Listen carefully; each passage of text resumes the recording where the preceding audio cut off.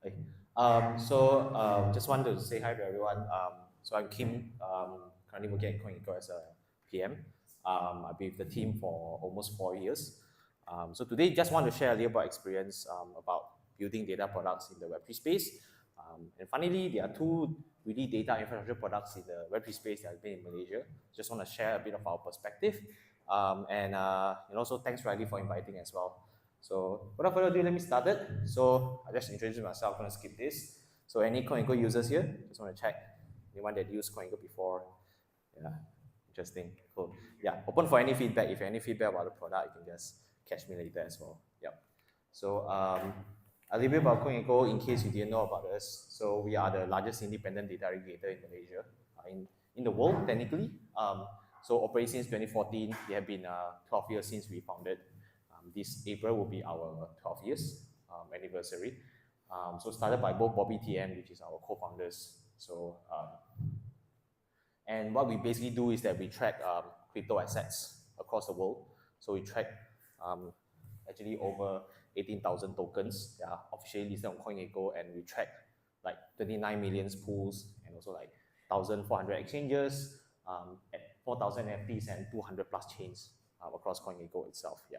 So what we do is that we believe that everything that can be decentralized will be decentralized, and we want to be the infrastructure that track these tokens so that everyone can get in touch with the market, and that's one source of truth for you to actually understand what happened to the market recently. Yep.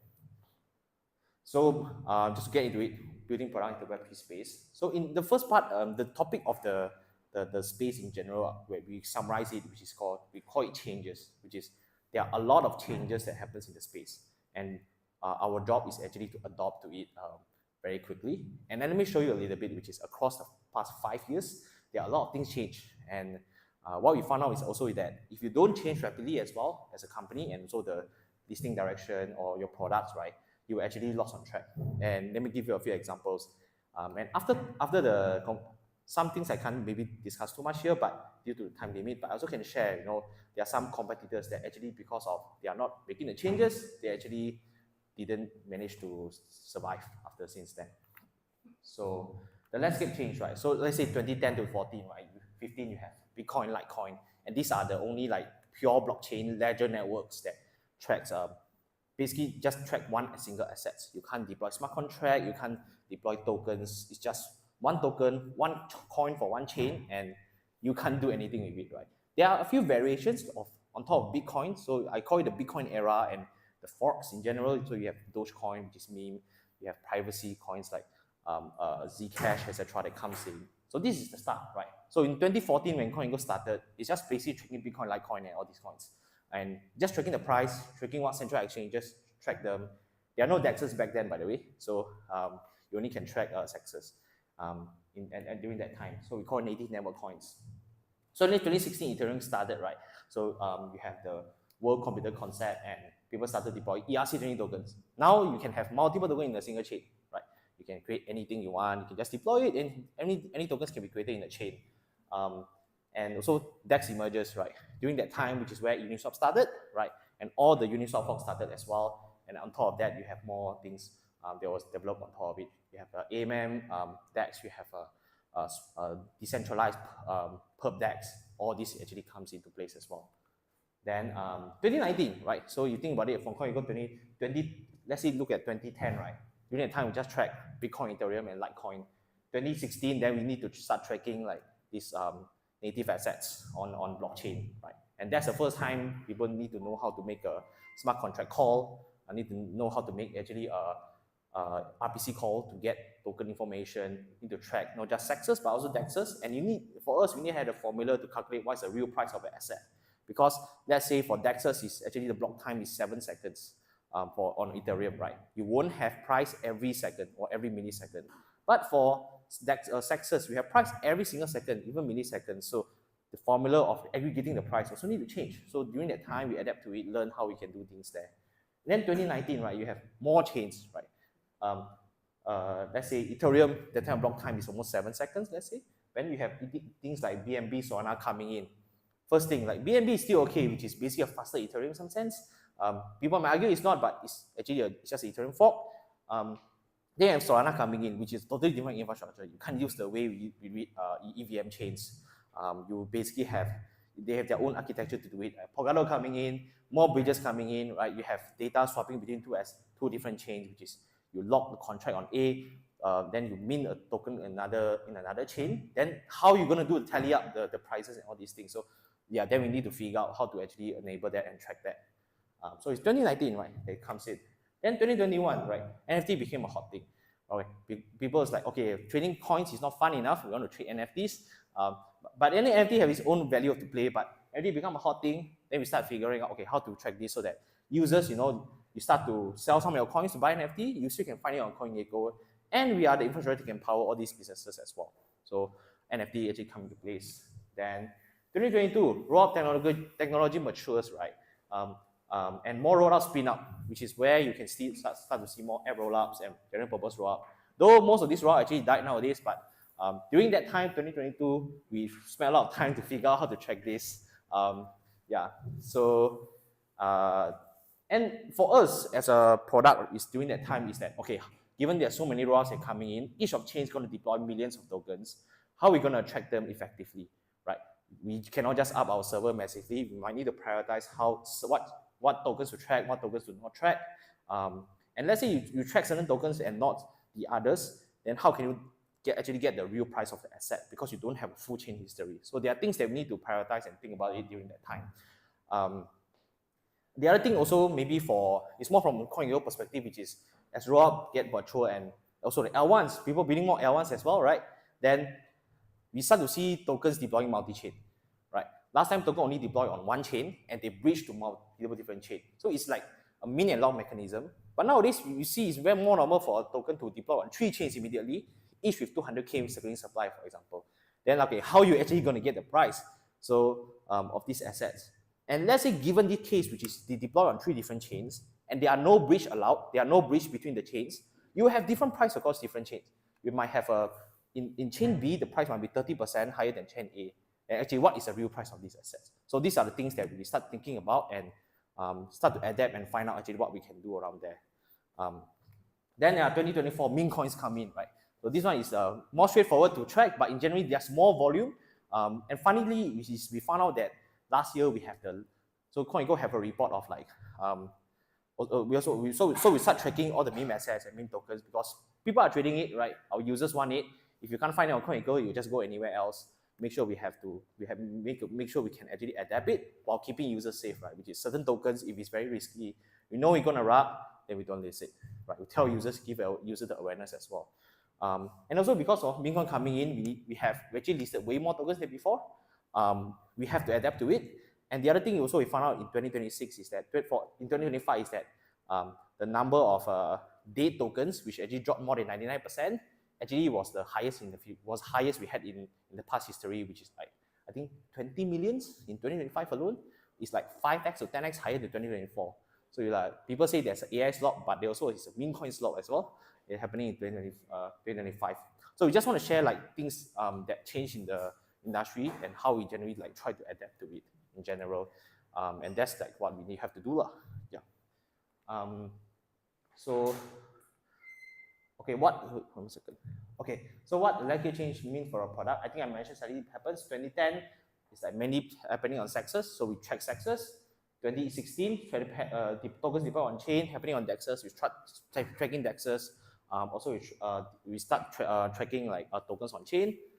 Because in 2015 and 2010 to 2015, you don't need to actually track transaction on chain because all the like trading activities are happening on sexes. You just call their API, you just get everything already, right? But 2016 things changed, right?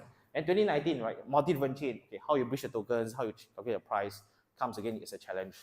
Then 2021, different token standards. Last time, how we structure our price aggregation is purely based on ERC20 token, which means it's not it's actually fungible token. Now it's not infungible because for a given NFT is different at price. It have a different price from the other NFT. So how we actually get the price, which is why NFT floor price coming in, we get average price as well. We do anomaly detection, all these different things that comes in.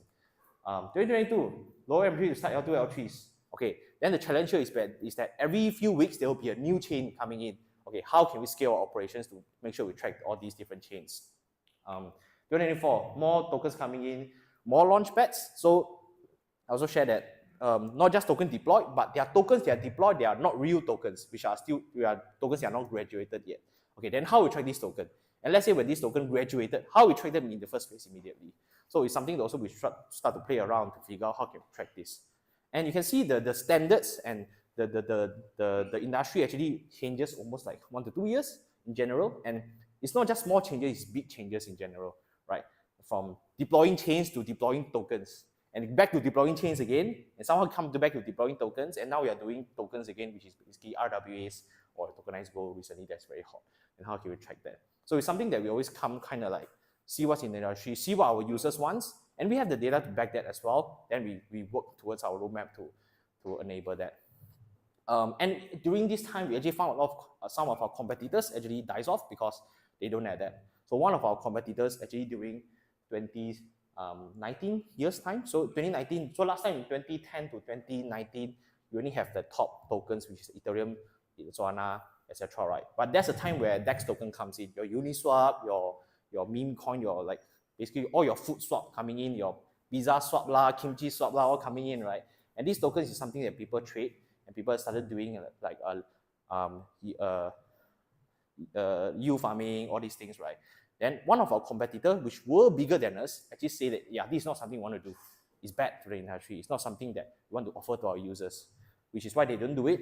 And we at CoinGo, we do it, which is why actually our users starting to come to our site to visit these coins, because they can only find this coin on our platform itself.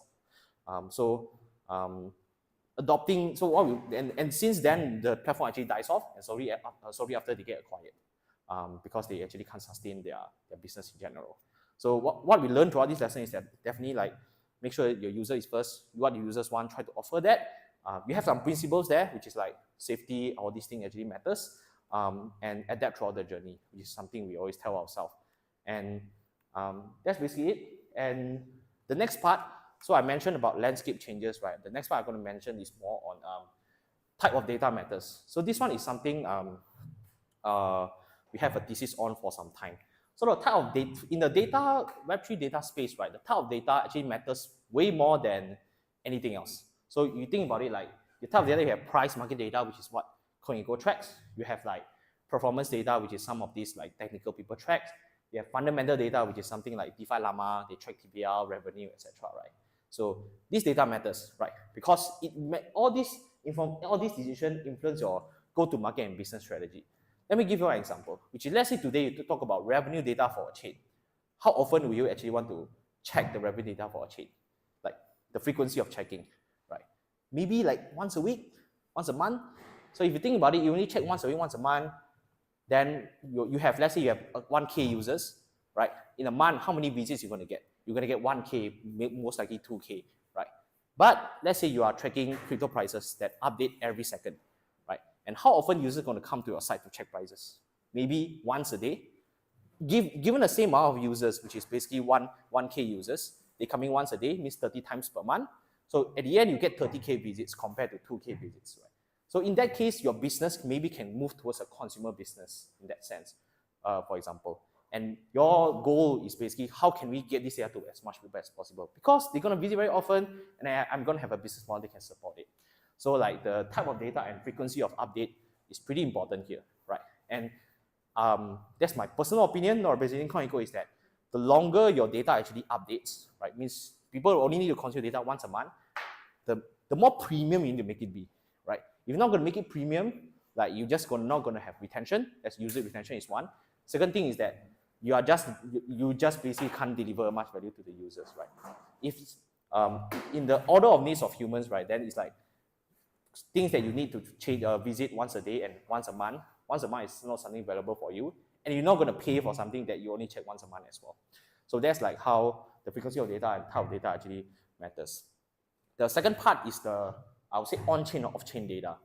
Our thought is that if you're only serving on-chain data, which is basically like your RPC, etc., right, you're not going to have a good business in general. It will be a hard business to build. The reason behind is that there are no mode for the business, right? For example, if you're only serving what happened to a chain in the past, transition that happened to, let's say, Ethereum in the past hours, right? There are so many ways to get the data, and it's not processed at all, right? So you can use to call an RPC, you can call an external API that people index. And the worst thing is that if you're doing, let's say, an RPC business, like the changing cost of RPC is just changing the URL of an RPC link. Yeah. So it's like today you're gonna make more expensive, people are gonna make more cheaper. I just switch it because everyone have the same access of on-chain data. So if you're only doing on-chain data, right, like purely on-chain data, that's a very hard business to build. And we see it a lot of times from our competitors and in the space in general. Which is why, actually, if you look at it's a more personal perspective, which is if you see from the data business that actually works in the space, right, all of them have some level of off-chain data. I give an example. CoinGecko, the on-chain data is what? The on-chain data is a price, right? So there are price that happen on-chain, but we aggregate it to a final price, which is technically not happening on-chain. You can't read the final price on-chain. That's one thing. And also, for example, volumes. You cannot read, say, I call Ethereum RPC call, let me give me the sum of Ethereum volume. You can't exactly as well because there are trading activities happening on CEXes that are off-chain, right? So, which is why, in some sense, it's an inequality access of data that give you the business mode. Which is an interesting thing. Another example, let's say Etherscan, right? You think about it, which is the access of the on-chain data for transactions is actually the same as reading RPCs. But what they have labels. They have all these things that actually build up where people know that, okay, this wallet is not 0x something something. It's actually Vitalik's wallet. That is valuable because there is some are not recorded on chain. And that's valuable for you because if you know the identity of this wallet behind, you can make investment decisions. You can make a lot of things, do more things on top of it. And the mode for the business is basically, I have this data and others don't, right? And that helps you to be less replaceable and basically build a more sustainable business in general. Yeah. So that's like the thesis in general on the type of data actually matter for the business that you are building. So if you want to start RPC business today, not say you can't, but it's just very tough. It'll be very, very tough because swapping out from your RPC provider to another provider is just a link change. Yeah, literally just a link change. Yeah. So that's the thoughts on the type of data actually matters a lot if you are building in the data space. And user need changes over time. This is the last part. So one thing we found out, right, is that let's say 2017, when people only cares about price and trading volume, the most maybe market cap, right? But then people getting more sophisticated. Okay, we need to think about FTV, right? Then FTV start to come in. Then 2020 is like, oh bro, like all this Ponzi is bad. Okay, we need to think about revenue of a protocol. Okay, then we think about revenue, right? Because revenue protocol actually represents certain value of the project. But then people also found out that revenue doesn't direct drive the token valuations because it's a principle. It basically doesn't drive value to the token itself. Okay, then people start to look at other things, which is, okay, how's the activity on the chain, right? Then people also start to think about, okay, let's say you are releasing this big project, releasing a token. How's the vesting schedule? When is a major unlock, right? So like because the industry actually matures, people demand for more data, and people also demand for more information regarding the token itself. Which is why also we try to actually adapt to it as well from speculation data, which is number buy sells, depth spread, tokenomics, or even all these other fundamental data in the space. So, yep.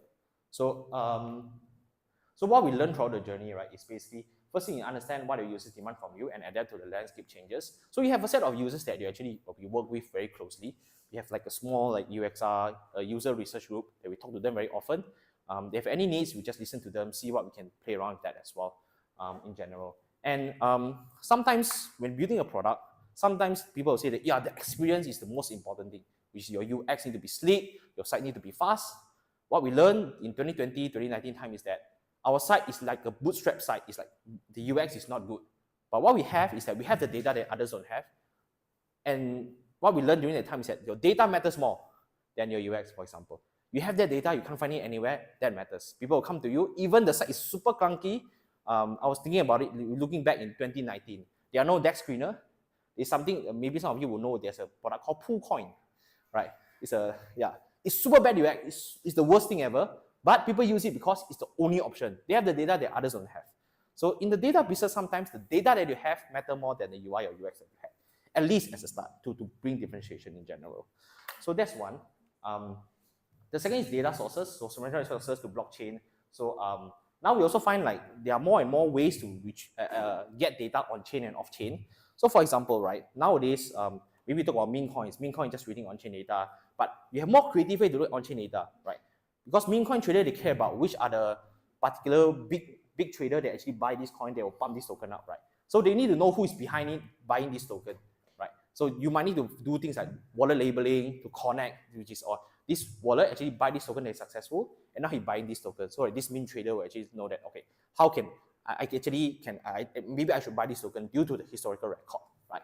And for example, this one example of like new use case of on-chain data or off-chain data. The other recent one is, let's say, your RWA tokens, right? Technically, the price of the RWA tokens or tokenized stocks, they are not really on-chain. They are basically off-chain data. They're just calling the data. They just someone doing custody for you. So to get the real price of these tokenized assets, you need to read on-chain. Partially, you need to recall the Web2 tokenized the stocks endpoint to know what is the real asset, what is the real price of these assets. So the data sources also change, and because blockchain can do way more, also sometimes people are not doing it on blockchain as well. We need to find creative way to enable that. The last one is stay in the loop. So what we also try to do is that the team stay in the loop to understand what users want. If people are trading meme, we also try to do that to learn from their perspective. People now are looking at tokenized stocks, tokenized equities, for example. Okay, then what they look at and how can we be part of them by getting ourselves involved in the industry. So there's also something that we try to do in general, because we know that every changes in the landscape is an opportunity for us to do better than competitors, or to basically strive better to make it better for our users, or in general to win in the market. So that's what we always think about in general. Yep. So that's basically it. Thank you.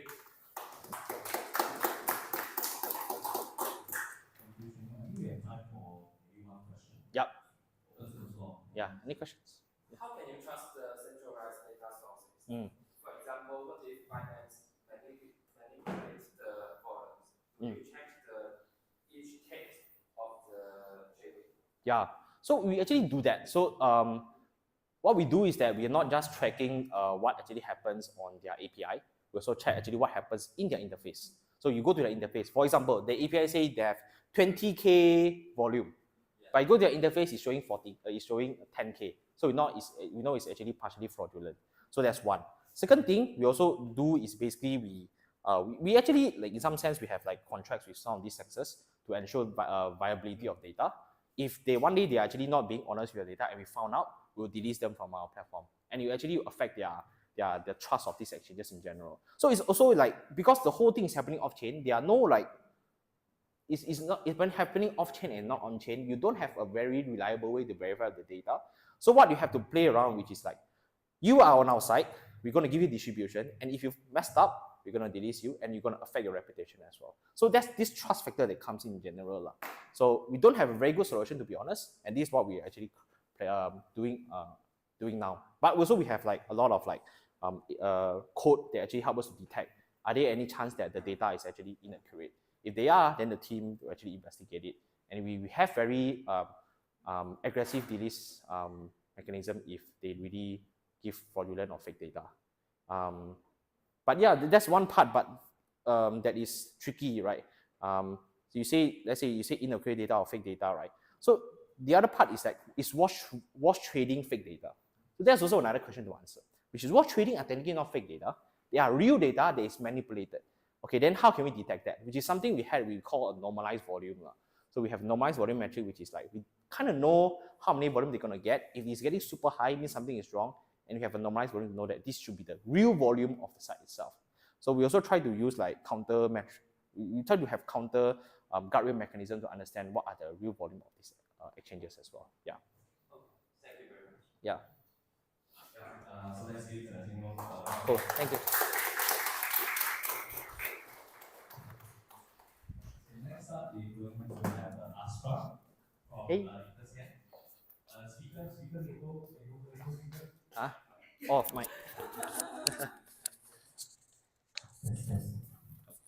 So everyone, let's give a round of applause to.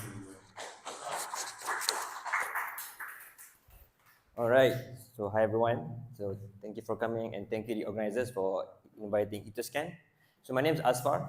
I'm the product manager from Interscan, and I'll say to you, half of my slot today will be half about me and half about Interscan. And all the views here are my own and not of Interscan. And the clicker. And let me just put on my timer. And then I know that for today, there were probably a lot of builders around, those who are doing their own side projects, building hackathons. So I thought I would share a little bit. Yeah, wait, I just want to set my. So I thought I would share a little bit about my own experience building my own company before joining Etherscan, and now after joining Etherscan, and what I noticed, what are the different things that you notice building in Web 2 and in Web 3, and what are the things that are sort of similar. So, my origin story. So, when I was in college, I was seriously brainwashed by Y Combinator. Probably the only thing that I didn't do was drop out of college. And the first idea that I did was a GoFundMe for underserved communities. So, some context is I studied actuarial science. So, basically, it's modeling for insurance. And of course, I will only solve problems that I sort of understand. So in the US, insurance and healthcare are very, very expensive. And I studied in Philadelphia. There were a lot of lower income people that have no insurance, no healthcare. And the reason is because they don't have the tools to know what are the solutions that are available to them. So it didn't go far. It just did at the ideation phase. But we did go to a few of tournaments, pitching, and get a lot of feedback. But one learning that I have looking back was there was a seriously hard problem. And the second idea, which actually was quite successful, was an online career fair. So this started because I noticed that a lot of my Malaysian friends who are studying abroad, they all are looking to come back.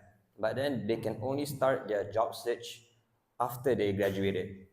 And when I look at my friends who are studying in nearby countries to Malaysia, for example, Japan or the UK, right? Companies would spend hundreds of thousands to go to these countries and do career fairs just for them. So I thought, hey, why not we build a website that connects these employers to Malaysian students abroad? And the learnings that I did was focus on problem that I understand, and also clear distribution and scaling strategies. Because looking back, I realized that distribution is definitely key. So if you have a great product, but you have no way to distribute it, it's just an expensive hobby. And a clear scaling strategy, and scaling not just in terms of your back end scaling, right? It could also be your sales team, or maybe your dev is a part-time dev. So do you control that engine of your companies? Like, do you actually control those things? So these are my origin story, and again, these are just my observations, my thoughts. So the difference in Web 2 and Web 3, and I gather this from my experience in Etherscan, where a lot of the teams are very OG. They have built crypto products even before Etherscan technically. So in Web 2, let's start with assumptions. So in Y Combinator, they teach a lot about how do you is okay? Okay, how do you test your assumptions? And in Web 2, assumptions must clear a proven baseline. For example, let's say that you are building a startup about improving agricultural products. And then you probably have written some papers, and then you did a pilot test. You have a clear benchmark to test on. For example, maybe you found in a different country, someone had did the same thing, then you can compare. That do my solutions actually work? And then you can bring that to investors, you can show it, and you can even uh, show to everyone that what you are doing is working. And even for example, whenever you go to VCs, right, they all have their own databases of what are the metrics that make certain industries shows potential. Um, in Web3, assumptions are rewarded early. For example, you don't have to be right to be rewarded, and it comes with its own pros and cons. For example, you don't have to be right about SocialFi to make money. You don't have to be right about InfoFi to have users. And these are the unique things in Web3 that you need to accept. And next is in Web 2, distribution starts local, then global. Oftentimes, this is quite an important trait. For example, when I was in my YC phase, they were saying that Malaysia is a great place to test, and then if it works, then scale globally. The reason is because we are very diverse, different languages, different cultures, connected to different regions. So it's a good test bed for certain ideas. And then when you feel like you can do it, okay, let's go global. But with Web3, distribution is global from day one. again, pros and cons. How do you want to do this? Because you don't really have, you might have a group of users as your pilot users, but these users are global and they are no longer constrained by geography. And next is we have to have established metrics, daily active users, customer acquisition costs, annual recurring revenue, and you sort of, even if you don't know what you're doing, you sort of have a framework to fall back on, and you can always blame the framework. But for Web3, the metric is always evolving, right? You have TVL, you have active addresses, you have on-chain. I remember in Etherscan, we always have requests from projects that want us to update their TVL, which we couldn't do. But what we've noticed is also that TVL is very subjective. It can be filled with mercenary capital, and then once you drop your token, for example, then the TVL drops. So how do you then evolve those metrics to fit the stories that you are going to tell and to ensure the success of your project? And then for Web2, users come for a job to be done. You don't use Grab in hope that Grab airdrops you a MyV. You don't do that. You just don't do that. You have a clear job to be done. And if you are a farmer in somewhere rural, you don't use this random case idea just because you are hoping that something. You just want food on the table, and you just want better yield for your crops. But in Web3, users comes with built-in incentives, whether purposefully or not. You just have to accept it. And then you see some projects that can do this properly well. For example, Hyperliquid. And then you also see, for example, Etherscan, where we did Etherscan points, which we have clearly said there will be no tokens. Again, there are still people saying, oh, of course you would say that. And then it means regardless whatever products that you're building in Web3, these incentives are baked in. So instead of fighting with it, in my opinion, how do you serve with it? Right? How do you move with it? How do you make sure that this energy is used so that whenever these incentives come or doesn't come, these users stay, or at least a portion of it. So I think these are the things that are quite big in Web3. And then Web2 move fast and break things. Web3 don't break things. Just don't, because people put their own money and then you don't want to do that. And then it's very hard to recover when you break things in Web3. In Web2, I don't know, you can say, hey, I'm sorry. But Web3, I don't know, maybe just change your Twitter account, but come on. All right. So evolving crypto users. This is the part where I talk about Etherscan. This is not hard truths, but generally. So Etherscan is, so who here uses Etherscan or some of our explorers? Okay, all right. Before I joined Etherscan, right, I was like, damn, I started looking at I don't know what this is. And that is what it was built from, right? In the early days, all these crypto users are all developers, techies. So the early founders of the companies are also these users. So that's why when you see Etherscan, it is built for this type of users. And I don't think it's going to change, but that's how it started. So in the early days, it's really about you want to see the chain clearly without any problem. You just want to build your smart contract. You don't really want to care about any other things. So it was all about contract verification. It was all about, okay, here's everything that happens in the transaction. Here's everything that happens in the address, name tags, so I can know which are the contracts that I deployed. So that's where it started. And then you have roughly the DeFi NFT era. You have different type of users, right?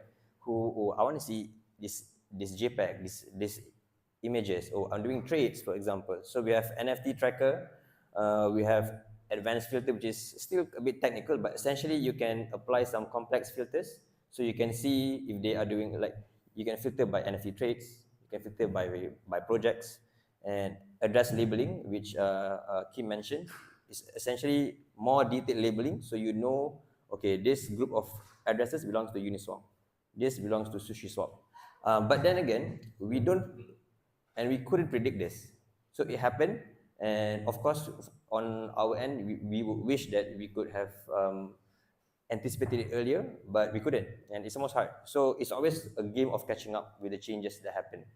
I remember we even have a list of yield farm pools because it was very hot, right? So apparently, I found out that it's just the backend was just a Google sheet of address and the yield, and it was very unsustainable, and then they dropped it. but it shows that the spirit of change and then going what the user wants is still there.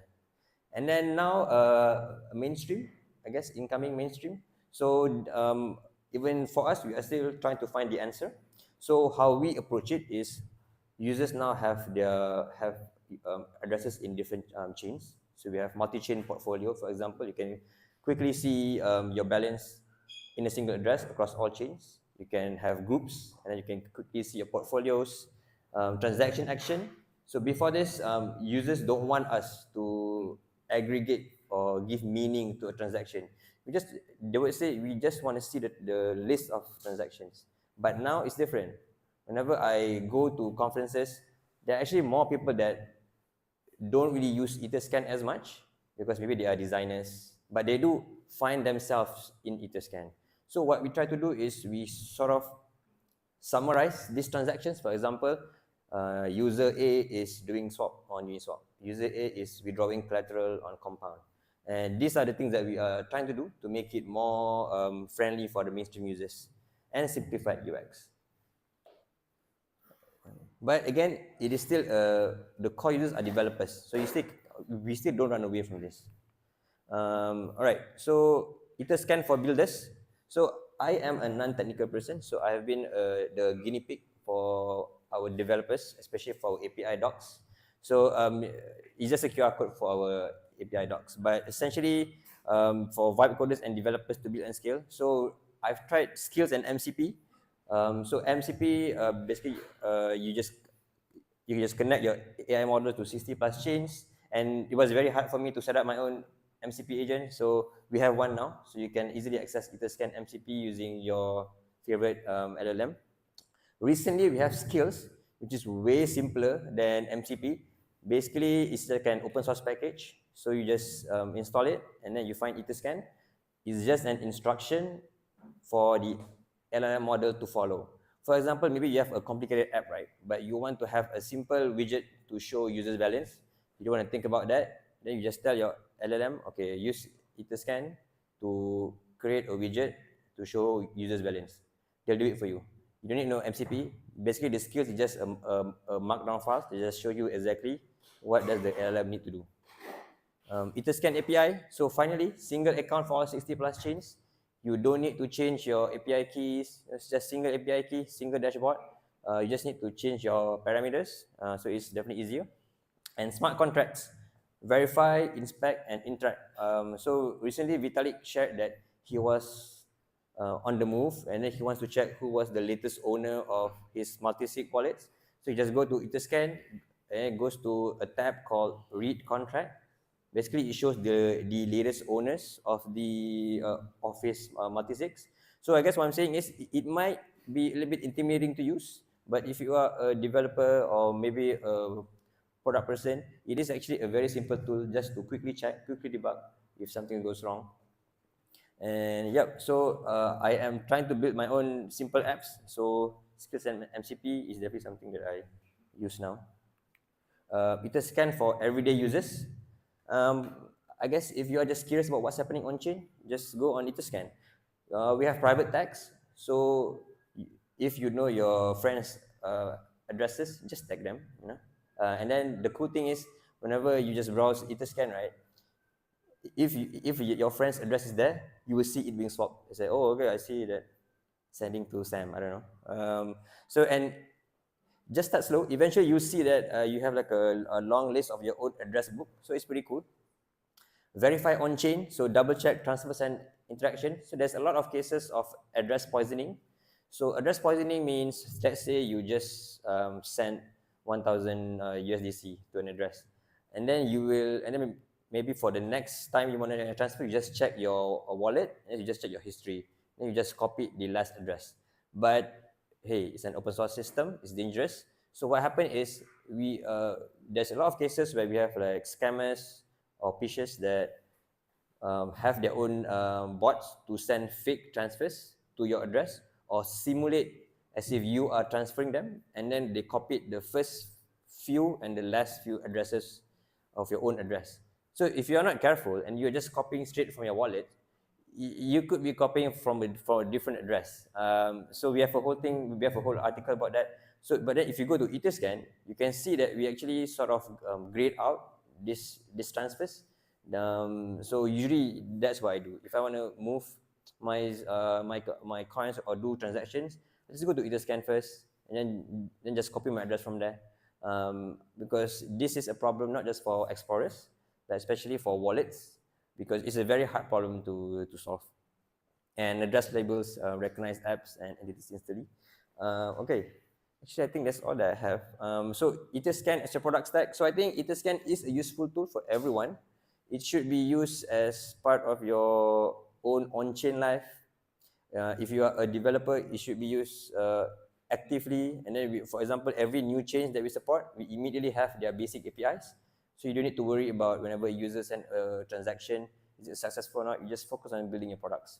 And I think, yeah, so that's what I have today. Thank you. Thank you, Asma. I think we have time for one question. Open to the floor. Yeah, over there.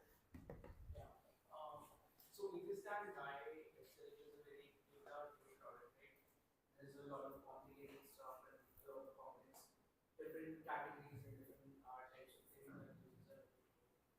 At the same time, you're also trying to move and build for evolving users, users who are not that users who are not developers essentially, right? Who don't understand the technicalities that much.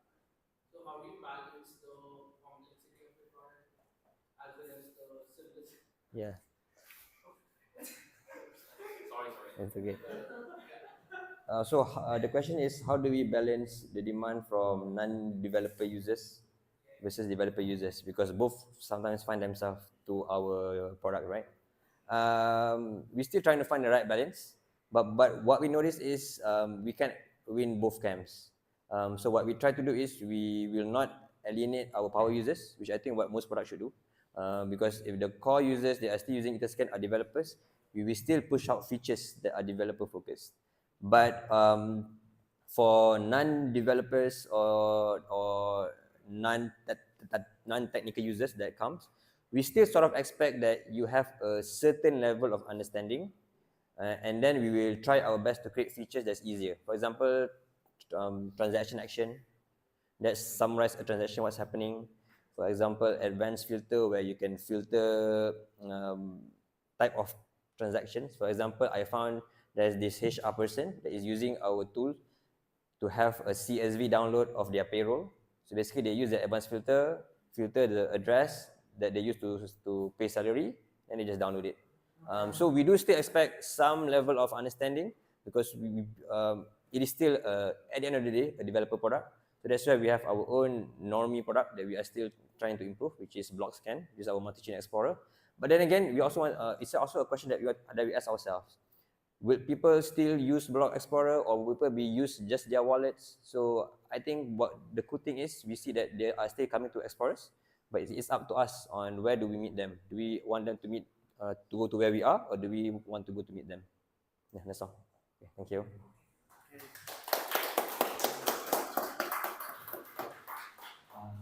you, Asma. Oh, this is the mic. Do I use that? Oh. Testing. Next up, we're going to have JC talk about the whole year of arts. Hello. Let's give JC a round of applause. Hello, guys. Wait, where's this thing? Okay, so I'm gonna talk about like the evolution of vaults and like just crypto in general. So I will talk about a couple of interesting topics like I think people don't really think about when you use the blockchain. Like, so why even the blockchain? So on Ethereum, like, you can think of smart contracts as vending machines, right? So you're putting a coin, and then it changes the state of the machine, and something happens to the machine afterwards. And a lot of like smart contracts are of this form. And so if you really think about it, like the coin in the vending machine is a kind of bearer asset. It's kind of a contract that you have that anyone who holds like this piece of like an item is able to interact with the system. So historically, like money has evolved from commodity to fiat and to different forms of digitalization. So the virtualization of money is actually not something new. It happens all the time, and typically it happens when society is going to fail. So if you think about how the vending machine actually works, sorry.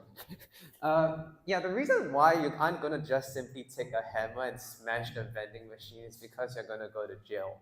And it's also kind of inconvenient. So the vending machine like costs maybe a few $1,000, a hammer costs $10, and a snack costs $1.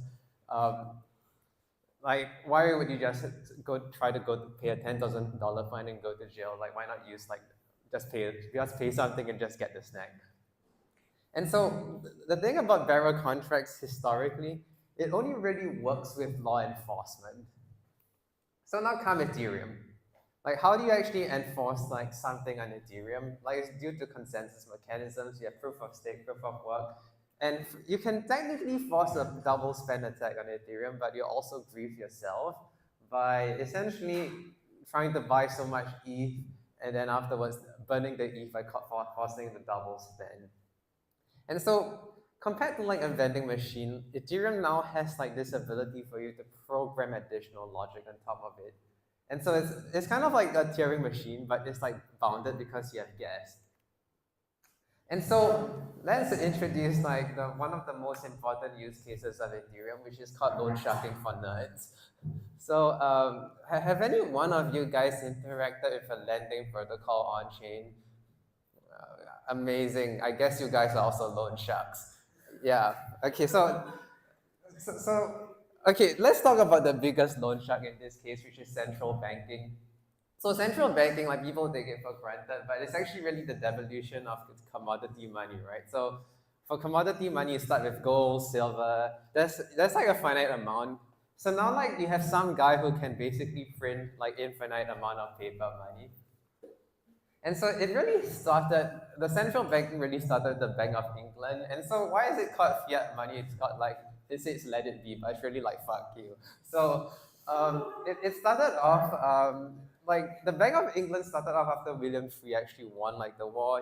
He killed basically his like cousins and stuff, and now he's like the king. Okay, he basically killed everyone. And so if you really think about the evolution of how commodity money became paper money, it started out as an IOU. So what happens is that now you basically pass your silver to this governmental entity, and they give you a piece of paper. And once they give you this piece of paper, because it's insured by the king, you can kind of trade this piece of paper to someone else. So in principle, the person can also claim the money back from the king. And so on paper, this was great. So now you do not need to carry silver, gold, and you can kind of like transact everyone easily. And so, in a way, like cash is an IOU insured by the state. But why the state cannot be trusted? And so, this is actually like why America is even a thing, right? So, like the main reason why the revolution happened was that they wanted independence from the financial system. So in 1773 or something, there was like a credit crisis in the Bank of England. So back to the concept of like the credit instruments. So you have to pass the silver to the king, and they give you this like credit instrument. And so in places like the United States, the early colonies, they were essentially only able to transact the credit instrument. And so if there was a bank run in the Bank of England, the people in America couldn't cash out. So this was like the first rug pull, like one of the earliest rug pulls. And so what happened was that during the credit crisis, like the British merchants were able to withdraw the silver, and American merchants were not. And so they were kind of screwed. And so the reason why the revolution happened at all was not because of like independence, but independence from what? It was independence from the Bank of England. And so ironically, what is happening right now is that the US is doing to the world what the Bank of England was doing to the US back in the early days of the United States. And so people like Thomas Jefferson got rugged, and because they couldn't rely on the paper money, and then you had the war, and eventually, the American colonies eventually won. Like a bunch of civil wars happened because like people also arguing whose money to use right now. And so they also created like the first bank, and which is like so there's the musical Hamilton. So Hamilton was the guy who created the first bank of US. It failed because people couldn't agree on who gets to print the money. Like because when you are able to print the money, it benefits someone who gets to mint. Then the second bank happened. The same thing happened again. People were arguing, and for a moment of time, like there was actually no central banking system at all. So there was actually no real cash. And so it's essentially in this period of called wildcat financing, where no one actually runs the monetary system. They're all a bunch of promissory notes where you could have some claims to the bank, but it might not be guaranteed at all. And then afterwards, JP Morgan built everyone out, and the federal banking system was created in 1907.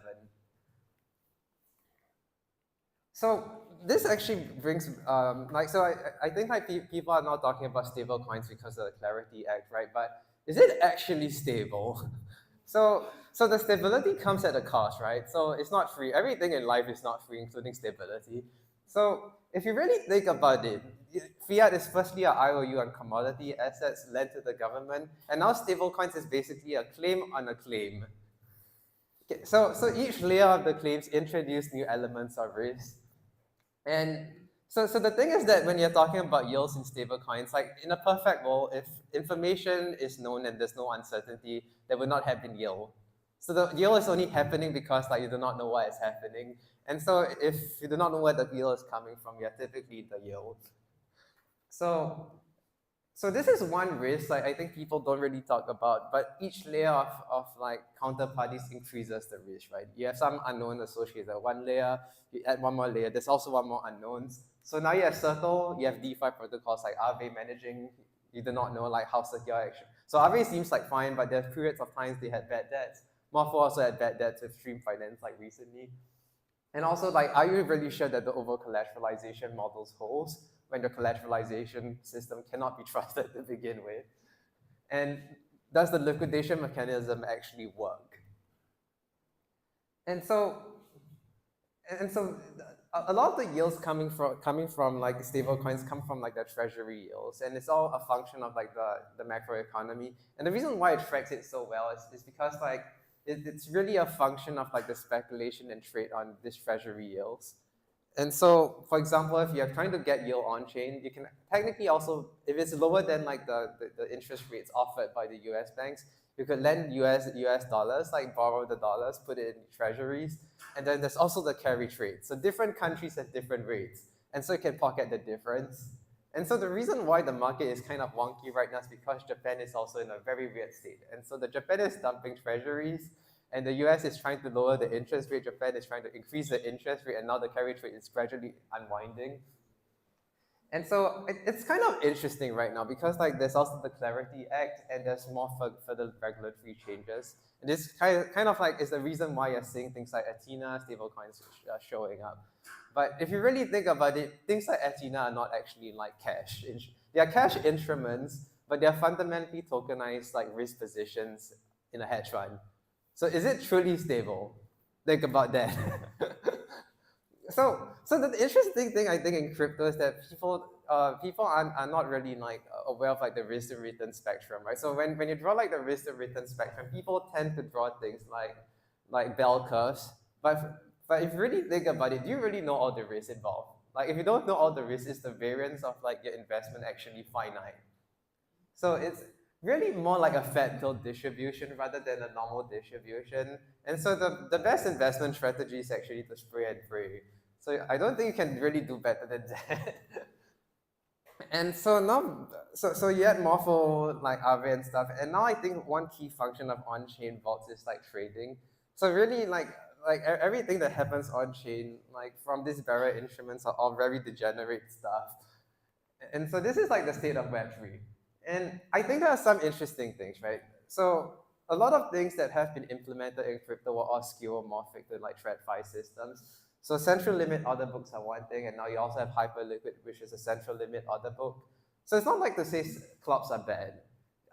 So clubs are really, really efficient. So like it also offers a level of pseudonymity on who is actually offering the trades. All you care is like the trade, a bucket and volume, but they're also susceptible to fund manipulation. And so things like Binance and all the centralized exchanges, like just be wary of them. So you might get run. So I'm not sure who's from a centralized exchange here, but I do not trust you. Okay. So, but to be fair, offers reasonably good price execution. So the next other thing which happened from OX Exchange is request for codes. And so this happens on a bunch of exchanges right now. It's also part of different solver mechanisms. And so it's kind of like a quotation document that you send to a business person, and if there's like a matching, it happens. And so there are few things which also happen. I think one of the key things was just like the AMMs. So AMMs are also not really perfect. There are a lot of problems. But the things that the AMM offer is that you're guaranteed price execution. And so really, I think the benefit for AMMs actually comes from meme coining. Because for very high risk, illiquid assets, if you're willing to suffer like 50% slippage, like AMMs would still allow you to trade on something. And so the biggest problem, I think, in terms of like vault design is actually impermanent loss. And so this is kind of the curse that is plaguing AMMs in general. And it is why if you look at the volumes of Uniswap, it's kind of like lower compared to things like lending protocols. So TVL and AMMs have never like really recovered. And so how do you actually really solve impermanent loss? And so this is like the golden question. Is it even solvable? So you have people like Balancer coming out with this thing called boosted pools. And I was also like involved in the Balancer ecosystem for quite a bit. So in an AMM pool, like for example, a concentrated liquidity, you specify a price range. Most of the time, like the tokens are not even used for trading. And so the insight here is that you could use like the remaining portion here to kind of earn some yield. So what if you can put the remaining portion, put it in Aave, and periodically rebalance to kind of ensure that the trade can happen. So the thing is that you still get like some yield, but you're still gonna get impermanent loss within like this portion. So it's still not perfect. Can you actually do even better? So there's also like dynamic fees. So I still think the dynamic fee model is interesting, right? But there are some reasons why this might fail over time. So I was like also doing something with this in the past few months or so, and alpha decay is like a problem. So you might have dynamic fees, but over time, like people will find out about this like scheme and eventually like outperform it. And so it's like a competitive system. So you can't have something like dynamic on it. Eventually the alpha will decay over time with like any kind of quant strategy. And so we were making money for quite a bit, but I think we are now actually kind of underperforming. And now we are reevaluating what to do next with dynamic fees. So you have boosted yields with lending on AMMs, and you have dynamic fees. Like what else? Okay, so now this is another interesting idea. Like, what if you can introduce leverage into pools? So instead of you depositing like USDC, Bitcoin, or wrap Bitcoin into a pool, could you actually deposit Bitcoin only, like one-sided, and then mint a corresponding position on the Bitcoin? And so that's what yield basis did. So it's actually kind of smart. So you do not need to kind of buy USDC or any kind of coins. You use like the same Bitcoin to mint and borrow the equivalent amount of Bitcoin you want to put in the exchange. And you would then earn like yield on your Bitcoin without suffering like impermanent loss. But what's so bad about leverage? Yeah, so apparently they got really screwed over like a few days ago. So this is what happened. So I think during like the crash, what happened was that a lot of the leverage position got liquidated, and so like now you're one Bitcoin. So it was like profitable for a moment and zoom. So the problem about DeFi is this you kind of eat like a hamster. You eat like 1%, and suddenly you lose 20%. and so this is like I think the biggest problem with DeFi. And so when Vitalik was talking about safe DeFi, it's like, safe DeFi actually possible? It's actually a genuinely good question. Like, how do you actually ensure safe DeFi? Like, most of the time you can understand how it works, but it's like the one moment that screws you over, and that happens all the time. And so it's not necessarily a bug. It's something that you would have to anticipate when you're using DeFi. So you have hacks, you have liquidations like this. Like, how do you really ensure safe DeFi? And so I think this is one of the biggest problems, like how can you actually build such systems? it's like an open question, right? Because like now the risk, like the yields in crypto are generally dropping. People are running away. Like, why would you want to put money in crypto when there are safer options? So I think this is one of the biggest problem in DeFi right now. Like, how do you really ensure safe yields? Then the next other thing that happened, which was also very interesting as one possible solution to impermanent loss, is prop AMMs. And so it's quite an interesting system. So it started off in like the Solana ecosystem. And the key insight is that you can have frequent Oracle updates. And so your market makers do not need to put the liquidity in the pool all the time. And so you have like a current price decided by an oracle, and you could decide on how like the liquidity will be located. So it's very similar to an order book, but using like on-chain mechanisms. And so this is like possible also in L2s and things where the fee update can be happen really quickly. So again, like impermanent loss is solved, but you still you still defer like the decision to the market makers. So this is like one thing that happens in crypto a lot, right? Like you have an interesting idea, you create incentives, and the token launches, and then people stop using it after a while. But sure, but if you kind of like plot the trend, there's still something happening over there, and I think there might be some innovations around this. Then alongside AMMs, you now have solvers. And so I think solvers are basically one giant counterparty risk in trading right now, because although the base layer is like credibly neutral, like you aren't exactly sure about all the surrounding mechanisms. So if you really think about what solvers do right now, they're a discovery mechanism. Like if you want to trade on the blockchain, you will not be trading on individual Uniswap pools because you can get sandwiched. But if you trade via a solver, it kind of de-risks like the sandwiching stuff because you're going through multiple pools. And it also finds like the optimal execution route. And so if you are trading on-chain via an AMM, it makes so much sense to use solvers, which is why you have things like 1inch, Jupiter. So Jupiter and 1inch, and they're not really the solver, but they come the UI, and they have like different engines behind. And so I think what is like happening right now on the blockchain is that while I think people like Vitalik are saying that he wants credible neutrality in the blockchain, but there are many important services which are actually not credibly neutral at all. Like what do you do in such a situation? And I think all these kind of risk factors that emerge when you're using the blockchain are essentially points of innovation. Does decentralization really matter? What is like the value placed on decentralization? And would people be paying for such services compared to like a centralized intermediary? Yeah, back to the solver side of things, like a bunch of interesting things are also happening right now. So one of them is like 1inch Aqua and Barter Swap. I'm not sure anyone of you are aware of like this too. So you know on normal AMMs, like all the liquidity is generally locked in one pool. So most of the time, like you'll be suffering impermanent loss and you can't really do much with it. But the insight here with 1inch Aqua and Barter Swap is that you will not be putting your liquidity within a single pool. Like the base layer, for example, like if you interact with Uniswap, you build a position manager contract. Now in this case, this base layer would be controlling like the token allowances and balances. So if you have a wallet, you will not be putting your money inside here. The money remains in your wallet.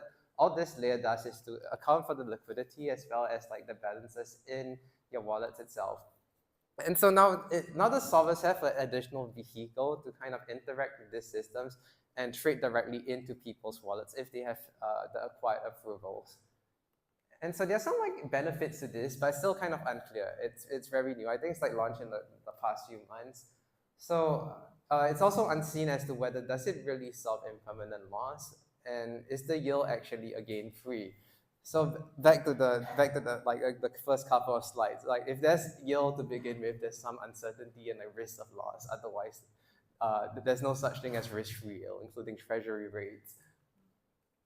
And so it's very interesting. Okay, yeah, there are new skeuomorphisms, like you have TradFi and DeFi. And so I think essentially you're kind of having the same systems, but with new terms. And so instead of solvers right now, so you have brokers. And so what do you do about this?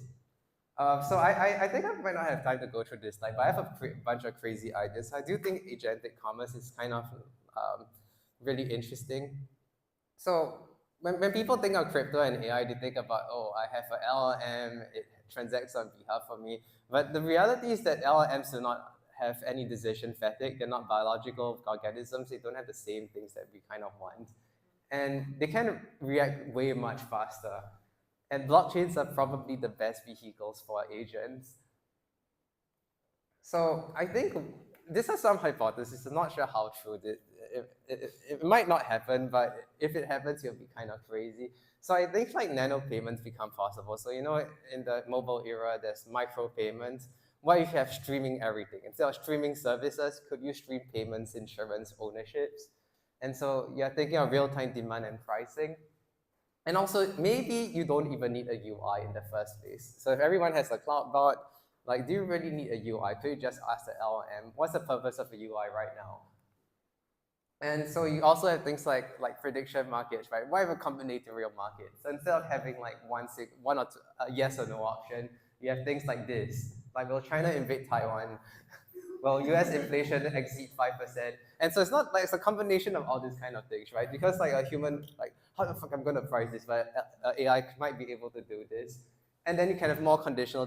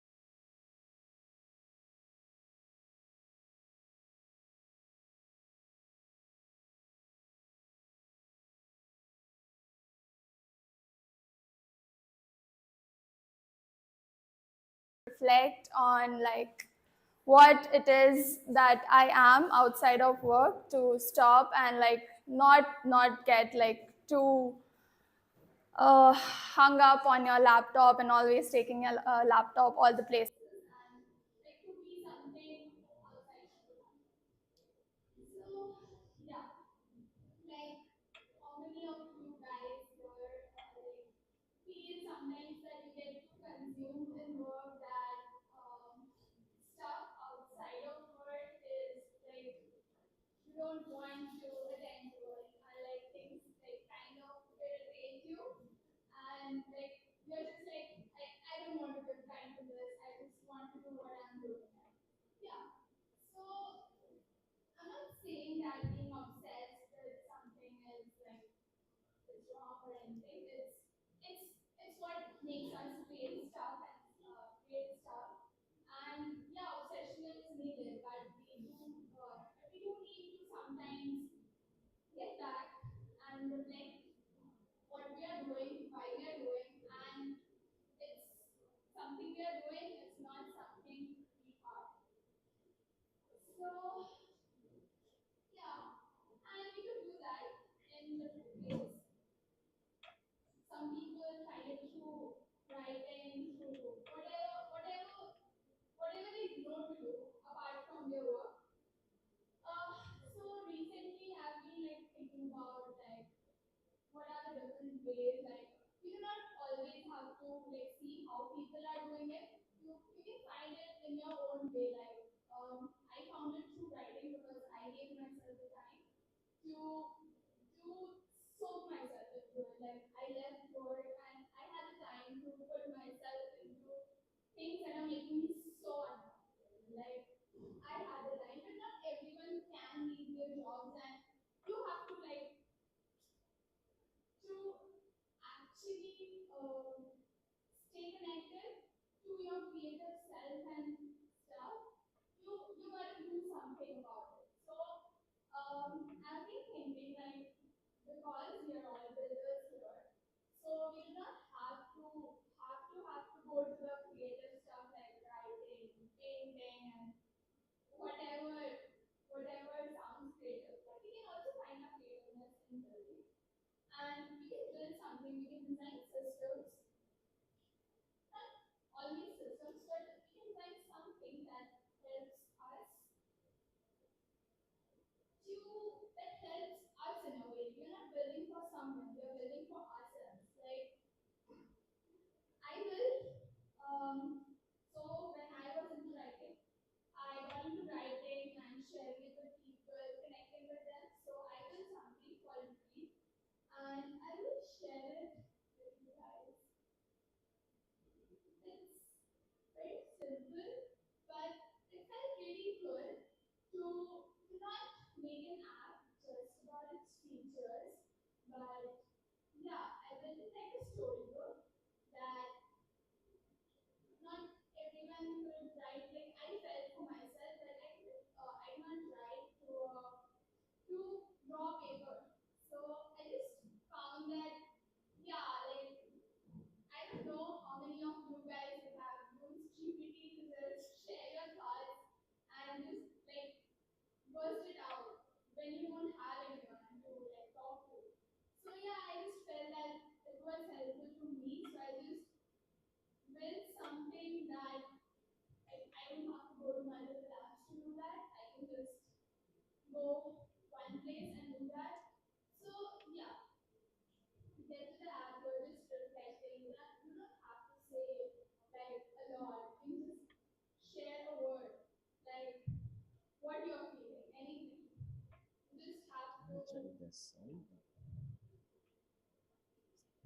let it out in something so that you can get your right mind to actually understand. So yeah, you reflect and then you can just keep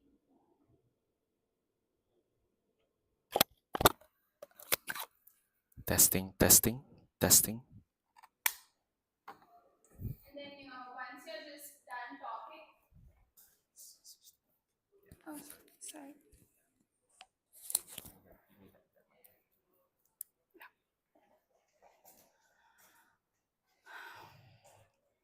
And then when you're just done talking, you can just store it like an archive of your thoughts, and you can come back to it. You can read it. It just creates your thoughts in a very beautiful language that you would like to read and like maybe understand your thoughts better. And yeah,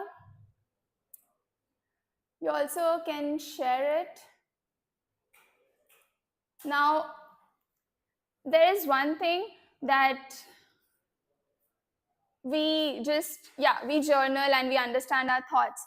But when we connect on those thoughts with people, it just creates a different kind of energy that you get to learn, you get to feel like I'm not just the only one feeling that, there are people. So yeah, you feel kind of held.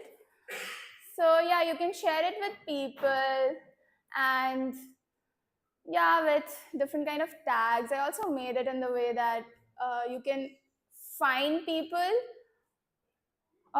based on different phases. Like not everyone can connect to you, like everyone is in their different phase of life, and not everyone can connect on like you're sad, you're happy, you're at different phases of your life. So yeah, when you connect to people who are at the phase you are in, you're able to connect better. So yeah, you can find people through those tags, and yeah, you connect where you are, like you're on the same page, and yeah, you can share a moment, you can send some warmth, and like just be people. It's not all about performance metrics, revenue, I don't know. Like this is not something like that will that is, I don't know, like it's very much needed, not, but yeah, it's something just to kind of see yourself at times.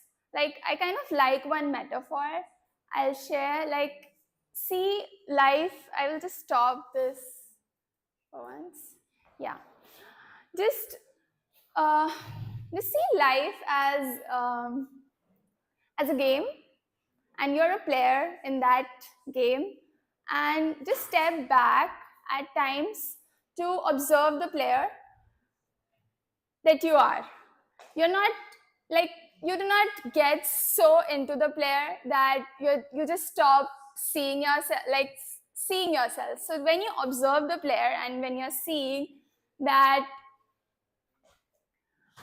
how they are moving, like where are they getting stuck, what is draining them, you kind of step back and see like, what can I do to make the player play better. So yeah, that is what reflection is. And yeah, so yeah, it helps you upgrade your player in a way, and who does not want to do that. It, like, I see it as a kind of, it's not something you cannot live without. You can definitely go through life without these stuff. You definitely don't have to attend to your thoughts, or like, yeah, you can always bottle it down, escape into your work, and yeah, be busy, travel, have friends, talk to, have fun.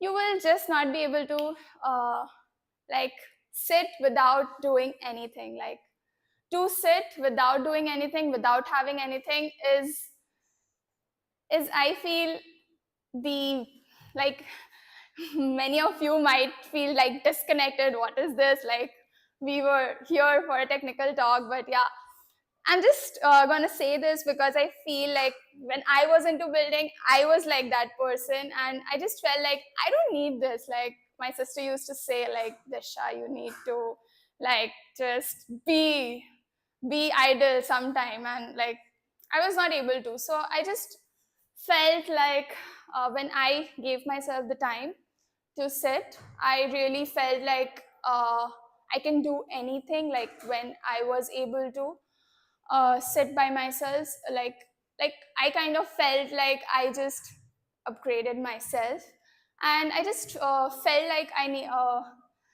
I just need to share this perspective with the people I have been around. And yeah, if it helps anyone, it's like it's what will make me really happy. And yeah, that's all.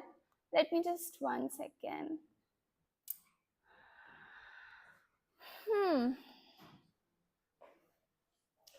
That's all. Also, at the end, like I want to ask, like we have like these technical hackathons here, but I was thinking to open up the space for like 2 to 3 hours, giving us 2 to 3 hours to like share um, what do we do to like connect with our thoughts, whatever, like outside of work, what do we do? And like just we can do it in different ways. Either people can share what they do, because like not everyone goes through, like people find their balance, and if they find like however they are finding, like you can just share it with your peers. Or there is a way, like I was thinking, like we can build something 2 to 3 hours, not exactly an application or anything, but a prototype um, to design something.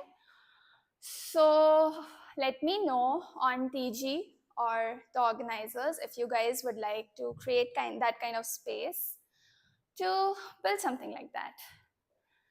Thank you very much. Thank you for your attention. I think it'll be time for one or two questions. You guys have any questions to share? Maybe just one for me. Like, how long it took you to build this app? To build this was like a month or 1.5 months, but to like write and stuff and reach to like what do I want to, it's just an automation of my workflow, like what I used to do to attend my thoughts. And I was just missing building, so I was like, let's build something out of what I'm doing. So yeah, writing was mostly 4 months, and then I built this in 1 month. Any more questions? If not, let's give a round of applause to Isha. Thank you so much. So our next session will be Eason. But let me set it up very, very Oh. Okay. Yes.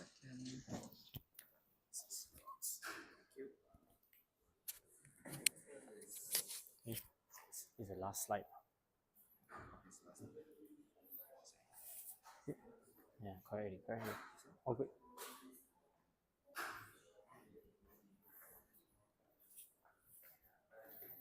All right. Hey, guys. So I'm going to give a talk about how to be a 10x dev. Does anyone know what a 10x dev is? Yes? Okay, cool. Just curious, how many people here is technical? Okay, how many are not technical? You guys don't code? Okay. This talk will sort of like fit for every crowd, and I'll sort of explain why. So it's very simple to be a 10x dev. All you need is just this. Does anyone know what this is? Yeah, so I think if you guys are on Twitter, you guys would have probably heard of OpenClaw, Mac Mini, and the whole like AI thing. And yeah, that's basically my talk. So thank you guys for listening. Connect with me on X and Telegram. But no, okay, I'm just kidding. So maybe I'll start with a quick introduction on myself. My name is Eason. The text is kind of messed up since of like exporting, but I'm the founder of Elevated and also Foresight. So Elevated is a software development agency focused on like helping Web3 teams and products build and launch. And Foresight is a prediction market, which is like the thing that JC was talking about just now. I've been in tech for about like 8 years now, been in crypto for about 6. And yeah, I got started using like Web3 as a dev through like hackathons.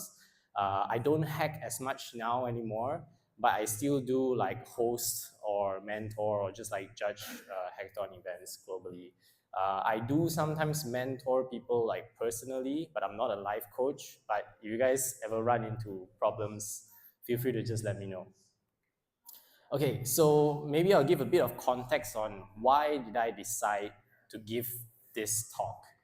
And it's all because of this. Like I was kind of poor, then I got rich, then I got poor, and I did that like 3 times in my life.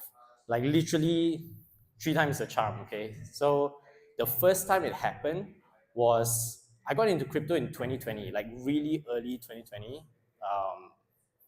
Okay, technically like 2019. But then I bought a lot of Bitcoin. I just like aped it all in. And then like DeFi summer, I made a shit ton of money, never cashed out. But I forgot that I committed my private key into GitHub like months ago. And it's only during DeFi summer that everything got wiped. So all of my money was in crypto and like just gone. And then the second time that happened was when I restart, and then I got into Terra Luna. Yeah. So I aped it all into UST, like Anchor Protocol, like 13% yield. Whoa, okay. All in again, just so that I can make it back. Same shit, like gone. And I thought I learned my lesson because when the whole Terra Luna collapse happened, I withdrew everything and then I deposited it all into a platform called Celsius. I don't know if you guys know Celsius, but that thing just disappeared as well. It's insolvent. So like I lost my money like 3 times, like all the way to zero. So I'm a bit smarter now. I don't go 100% into crypto. I don't think you should. But yeah, so because of all of these things, it kind of forced me to actually grind, like really, really grind.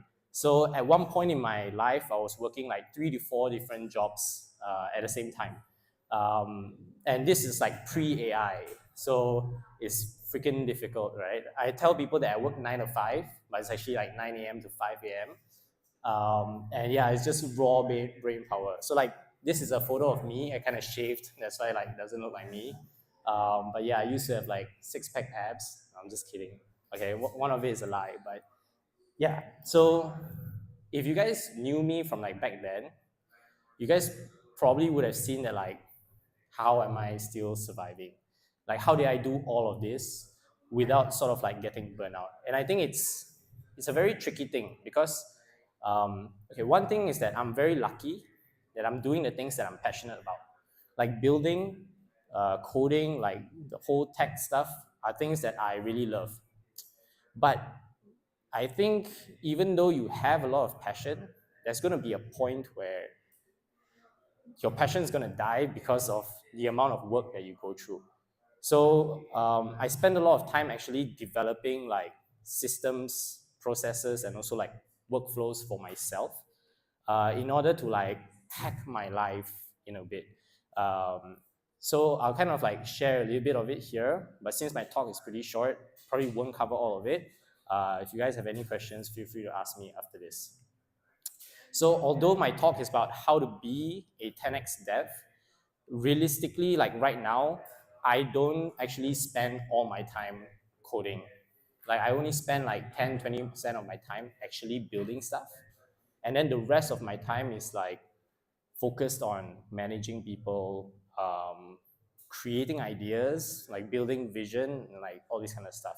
So everything that I'm sharing here is applicable to like anything. Like no matter what role you're doing, no matter what aspect of life you're in, you essentially will help you 10x anything that you're doing. So how do you do it? Again, right? But no, okay. So this is not an ad, by the way. I'm not sponsored by Apple or OpenClaw. And also, like, use AI wisely. Don't overuse it. But the way to actually 10x is by following my COC framework. Right? So I'll explain what it means. Context, organization, and clarity is king. And I'm actually serious, like I'm not messing around. So let's start with context. Okay, so context is like one of the most important things when it comes to like AI. I think you guys know this, right? But also like in general, it's actually very, very important. Like even in everyday aspects of your life, it's very time consuming to build out context. If you've tried doing that with like AI or any other tools, you have to write a lot. And it can be very, like, it just takes up a lot of your time. So, but context is also the thing that actually generates you like 1000x returns. And I'll also explain like why I say it this way. So for you to start building context, you have to do it as early as you can. If you just started using AI or any other stuff, it's still not too late. There's still time for you like build context for yourself. So I do suggest you guys to try building like a history or like a data bank of yourself. Write everything about you in detail. Describe yourself, your preferences, your working styles, anything, because this helps whether like your AI do things in your style or anything like that. And if it's about work, it's about scoping things out clearly. So describing things as easy as you can. So you should always treat AI as if you are talking to someone, right? I'll give you an example. Let's say you go up to someone at work and you just tell them, build me a website. They won't understand like what kind of website, right? So even when you're doing like a one-shot prompt on like Claude or like ChatGPT, you have to still give it context on like what you actually want to do. The basic rule of thumb is like, imagine that you're talking to a partner, your boyfriend or your girlfriend. If you were to ask them, buy me food, they'll probably slap you in the face and ask you like, what food, right? Like, what do you want to eat? And so it's very important that like you think it through and you provide them context like, hey, can you get me this? But like, I don't like eating this, I don't like eating that, those kind of stuff. So if you were to like draw a graph of like how context turns to output, if you give the same amount of context to humans, it can do quite well. But if you give it to an AI with the same amount of context, it can sometimes 2x or 3x the output. If you compound that over time with every single thing that you're doing, it will generate you a lot of returns. So yeah, like I'm quite fortunate because I've been in a lot of painful relationships and I have to always keep explaining myself. So I'm very good at providing context and detail. And I also do client servicing, which means that I deal with somewhat dumb people sometimes. And so like I have to like explain very clearly. And it's a good skill to have. So start training your mental process to actually like build context and eventually it will help you. So my tip here is that you guys should try to build context as fast as you can, as consistent as you can, and collaboratively. So if let's say you're working in a company, work on like a collaborative doc so that everyone can contribute towards that same context. And if you guys are doing things, okay, just like how maybe you use Figma or Notion, right? That is your context. And so keep contributing to it and test things out systematically. So don't be afraid to treat it like a science experiment. You may not get it right the first time. And like over time, when you keep playing around and you keep testing, you realize that what works and what doesn't. So yeah, just keep these things in mind. So the next thing in the COC framework is organization. think about organization just like how you would, again, like treat a human, right? If it's easy for a human to find that certain information, it's going to be even easier for an AI to find that information. So organization is scientifically proven to like speed up your processes or your life. Take into example, like if you look at code, like sorting algorithms, right? But if you think about it, it's actually what helps you move at speed, because the faster that you can move, the faster you can coordinate, the faster that you can get things done. The faster you make decisions, the faster the output, and the more chances, the more times you get to roll that dice, and the more times you get to achieve those outcomes that you want. Don't be afraid of failing, like what I mentioned. Just keep trying and keep trying. And so this is like one of a sample framework or like process that I've built for myself internally. So I have like, you guys know what a Kanban board is? Yeah, so basically like I have an inbox and then like plan, in progress, done, blocked, need breakdown. I did it in a way where like it's based on my life, but I know it's a bit hard for you guys to see, but I can also like track which things are urgent and not urgent, and there's sort of like a point system which enables me to see like straight away that, okay, this thing is more important to do, so then I'll do it, just because there's certain priorities and stuff like that. Don't read too much into it though, it's just a sample. But yeah, anyways, on the last one is actually clarity. So I think clarity is very, very important. Again, like the text is broken. So just like what Disha mentioned just now, the one talking about the whole breathe, I think clarity is something that not a lot of people spend enough time on. So clarity, you need it in understanding where you want to go. So your destination, essentially. And then you need it in terms of like knowing what situation you're in. So let's say I want to build a prediction market. That's my destination. My situation right now is maybe I'm not a dev, I'm not technical, I don't know how to build a prediction market. So that's my current situation. So what do I need? I need someone who knows what they're doing, right? This is like a very simple example. But if you think about it, not a lot of people spend time in introspection to actually understand and have this clarity like every single aspect of their life. If you're working, why are you working? Where are you trying to go? You know, what's your goal? Are you trying to like retire early? Are you trying to like yeah, like basically just like get out of the rat race, you know? What is it that you want to do? And so this clarity is very important. I know it's very difficult because in this era right now, like there's just so much noise going on for everyone that it's very hard for you to even spend time focusing on one thing or even looking at yourself. Because yeah, like if you don't even have time to like finish your work and you don't have time to like, you know, look at the charts, how do you have time to look at yourself, right? But if you can, I do suggest that you spend time figuring out this internal clarity for yourself. Clarity is that compass that essentially points you towards the direction to figure out what do you need to spend your time and energy on to produce the most value, to produce the most output, and also like brings you closer towards your vision. Uh, the clearer you are, the less time you spend messing around, the less time you spend getting lost, and that's more time saved.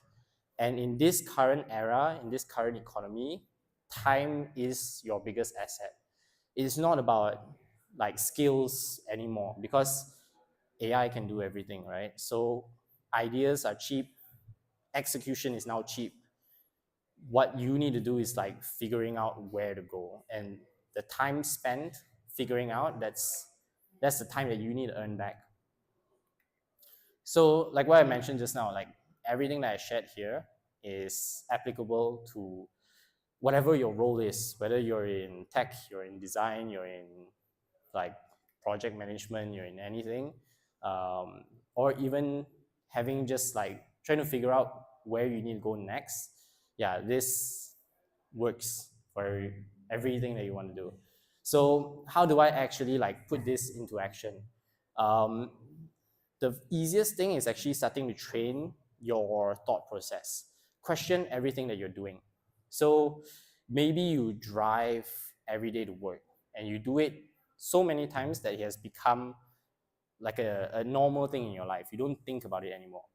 But then now you start to think, okay, if I'm spending an hour in traffic every single day, can I optimize it? How? Maybe I will pay for an Uber or a taxi and stuff like that, or I will get a driver. Yes, it's expensive. Maybe it's like every day it costs you like $100. But then now you have to think to yourself, like, can you generate more than $100 using that same amount of time that you spent? Right? So question every single thing. Question, for example, if like, can this be done by an AI? Can this be outsourced? How? And essentially, like, you're finding ways to optimize every part of your life. I do suggest that you guys start small, taking small steps in terms of like solving tasks first, and then after that, figuring out how to solve like pipelines. And I'll touch on pipelines after this. And also, like, don't over engineer things, always try to simplify. So as a dev, we love over engineering everything. We would spend 1 hour building something that saves 5 minutes of your time. Like, it doesn't make sense. If that happens, don't do it. Like, if something seems like it's taking more time for an AI or an assistant or like anyone you want to outsource to do it, it's probably not worth it.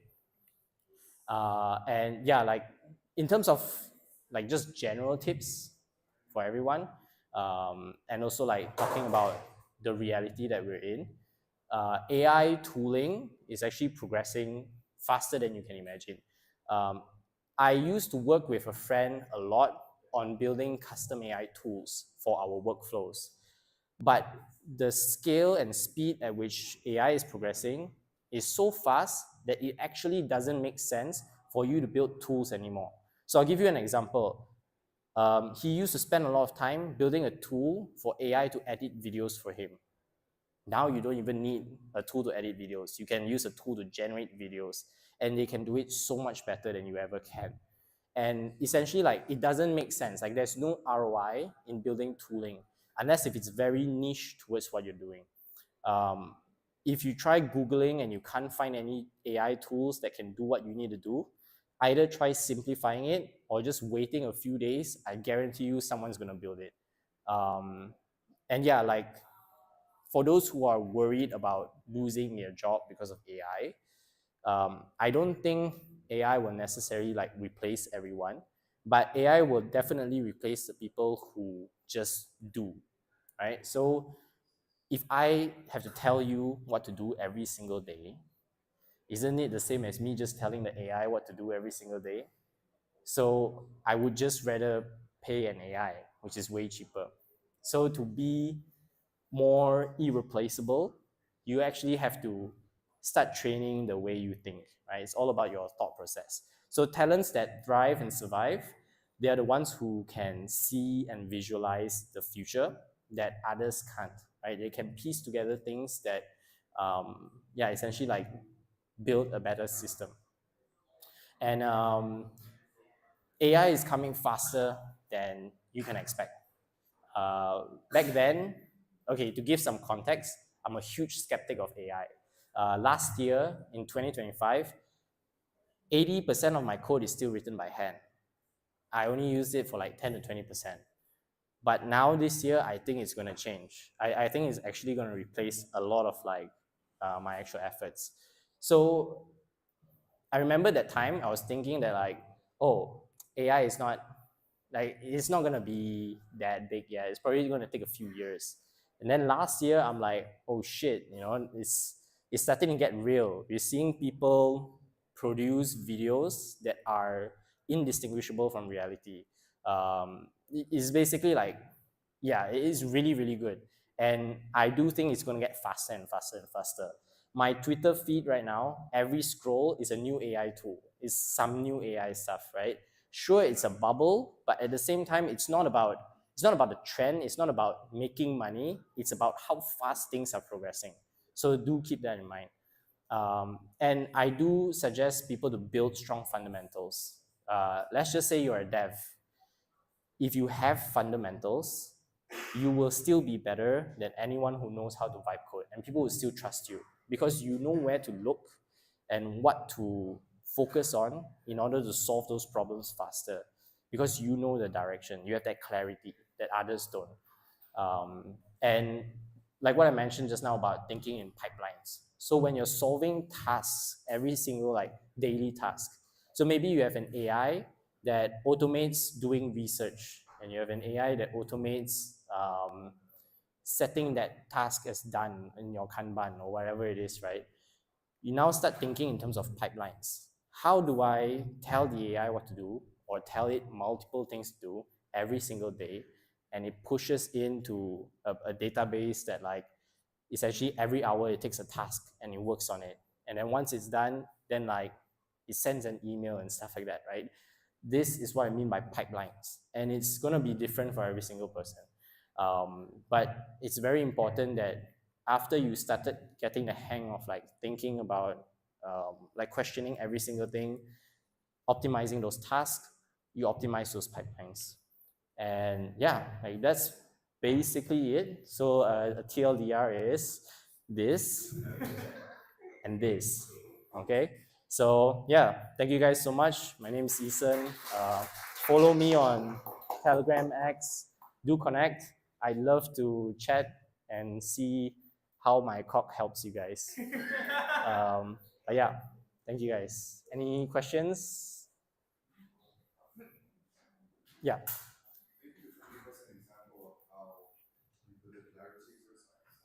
Clarity exercise. Okay. Why don't you give me some scenario that you're facing right now? It can be real, can be fake, anything. Okay. Oop. Oh, never mind. The tree diagram stuff. Okay.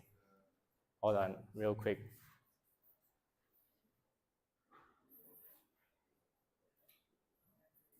Oh, there you go. Okay, hold on. There you go. Yeah. So, give me a scenario, and then I can sort of fit it in.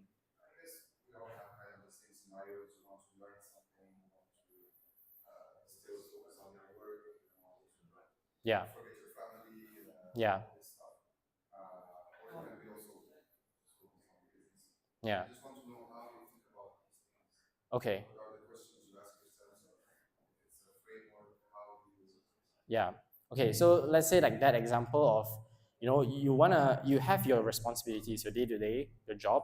But at the same time, you wanna spend time with family, but you also need time to learn something new. And again, there's so many information right now. It's so hard to keep up. So if you think about this, what is your actual goal? Like a lot of people would think, oh, my goal is just, like spending more time with my family or like whatever it is, right? But the real goal that you're actually trying to achieve here is actually finding more time. So you're actually trying to get that time in order to do anything that you want, like family or whatever it is. So that's your destination. And destination is to optimize things so that you get that flexibility to do it. And then what's your current situation? So maybe your job takes 8 hours a day, and it's a very boring job, right? So what can you do about it? Maybe it's something that you can automate, or if you can't, then how can you? I'll give you an example. Like for me, at least, most of my time now is spent either researching or like building a new idea or stuff like that, right? Okay, when it comes to research, I used to spend a lot of time trying to create a tool that researches everything, condenses it, and then gives me an output. But when I did that, I realized that it didn't work for me because it's like someone ate a bunch of food, shed it out, and then now I'm eating that shit. So it's like I'm not actually getting useful information out of it. I realize that the thing that matters most is me actually seeing it. Because when I see those videos or I see those posts, I get inspired. I find a new idea, right? So that's basically like understanding the situation. And so like your needs are like uh, what's most like important to you, for example, or like what do you need to get there. These are things that again it's a very subjective and case by case basis. It's kind of like going for therapy. It's like a huge like self discovery of like figuring out yeah, essentially like what's missing, and what do you need in order to get there. So I can probably like chat with you more after this on the side, just to, like bounce a few more stuff. But yeah, does that kind of help a little bit? Okay, nice. Any other questions? Yep.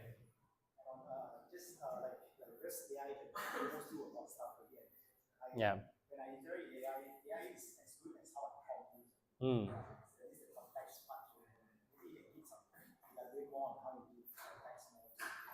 Yeah. So okay, context is a very difficult thing to solve, not just like yourself, but like the tool that you're using.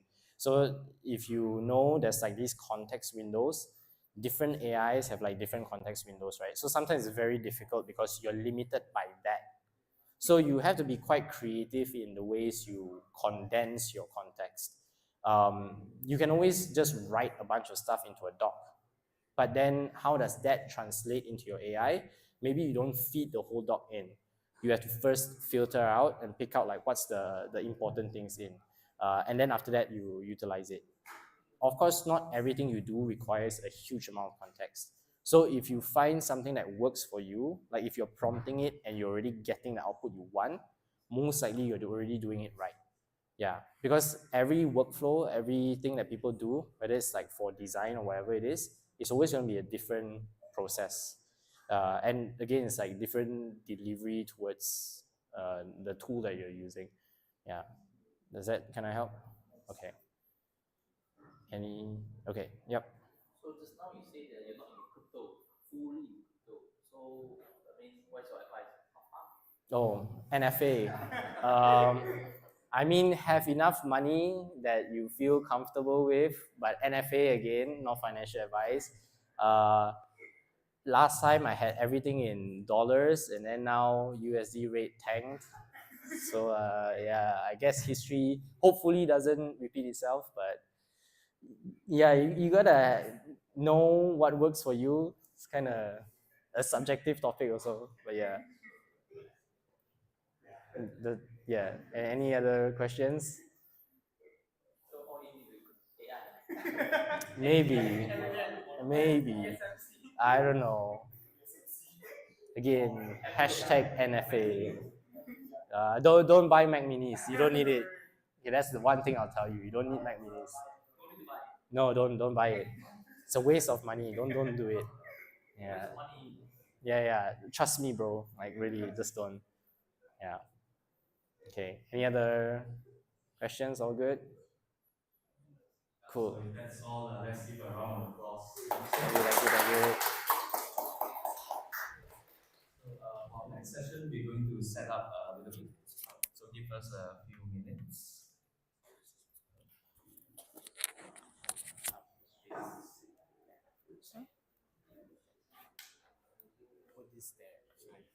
I think Yes, it's going to be here. I'm gonna be here. I'm gonna be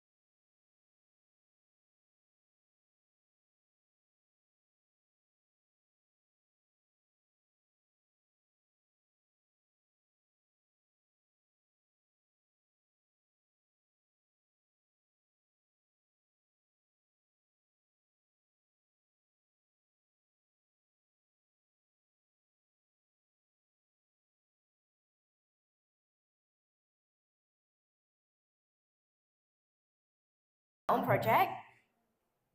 1, 2. No more. You guys are no. Okay, 3. Okay, 1, 2, 3. Okay, working on project. So what are you guys using to build your your product?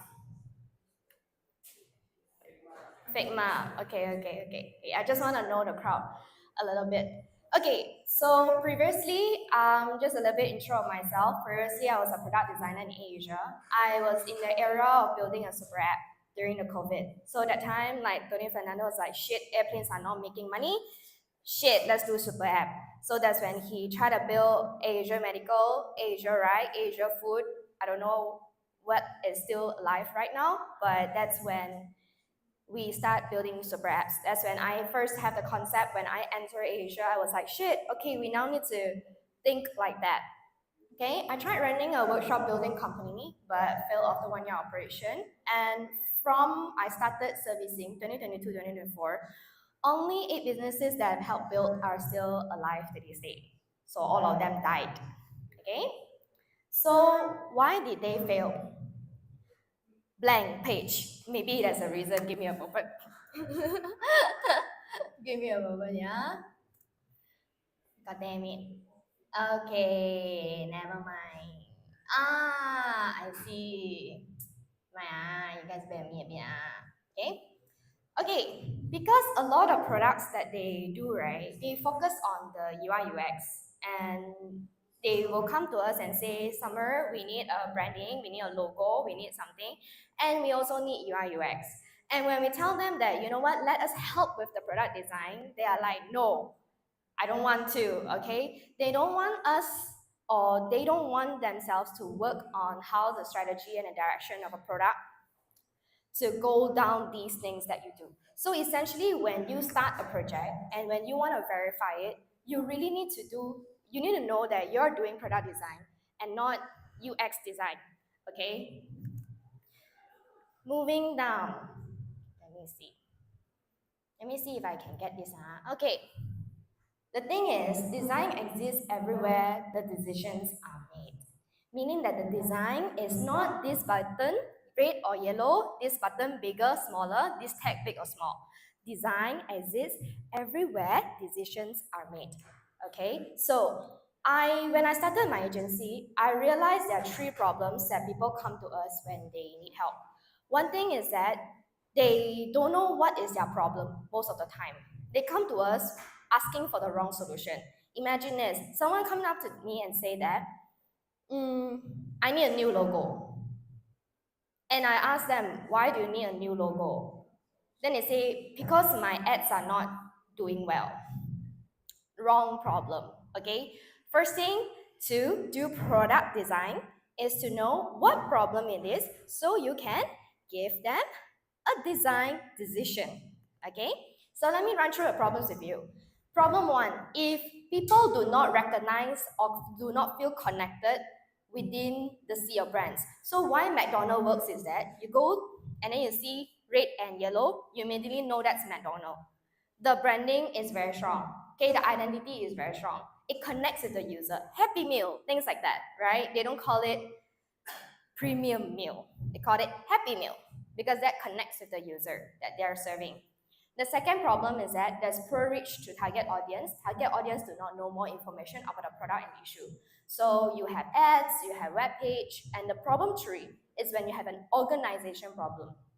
When you have an organization problem, when someone comes up to you and you're ordering food in a cafe, right? And you cannot imagine what is that trying to sell you, that is a design flaw. Okay? That means that no matter how class or you want it to be, but if you still need a waiter to explain to you what does this dish means, that is itself is a design flaw. Okay? So I'm gonna ask someone from the crowd, what problem do one of these things face? Okay. I'm gonna do fashion. Hi. Do you know what problem fashion design solve? Give me one scenario. They had to look cool. Okay, that's one. Okay, aesthetic, later we will talk about it. Okay, what is one fashion design piece that you came across recently or have came across that you'd be like, wow, this is a damn good design.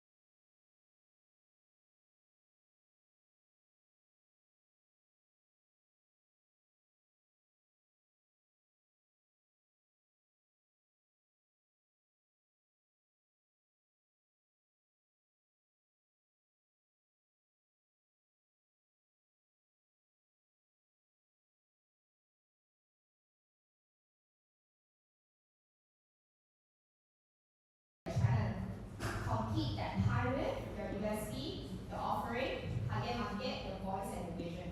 All these things will translate to connect with your users. Okay, because the goal here that I want to get off from today is that everyone that after they know about this, they go back, they look at their products and they ask themselves, why is my product so great, but no one is hearing it, and what should I change in terms of branding? What should I highlight more? Say less more to bring forth and connect with people that's really the people that they want to talk about. Yes, so this is also another one. I'm going to bring you through a project that we recently worked on, which is for payments. And one thing that you can use here is your brand archetype. So, wow, my phone also very cannot see. Sorry, yeah, I copy from other that I put here. Okay, so brand archetype essentially is your MBTI for your brands. Anyone heard about this before? Okay, 2. Yeah, because that guy is from the company, so obviously, okay? So, yeah, brand archetype essentially is about your MBTI of a brand. You can start out that. Once you are ready, okay, the what?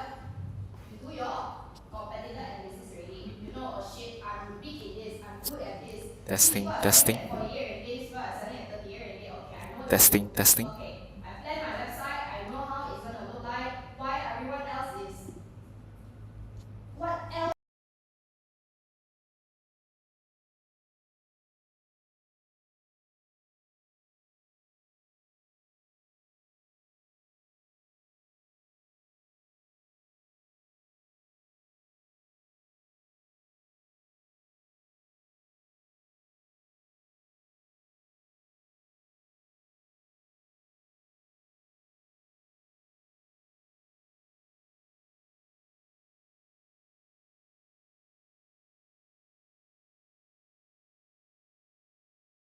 Is usually here. This liberation is all the region before here. Testing, Or testing. you can go for Testing. Explorer, Google, Apple, or Rolex. Okay? I mean, depending on if you're doing something lover related, intimacy related, and this. So this will also help you as a founder to really know, how my brand voice should be. How should I say things? Should I say like,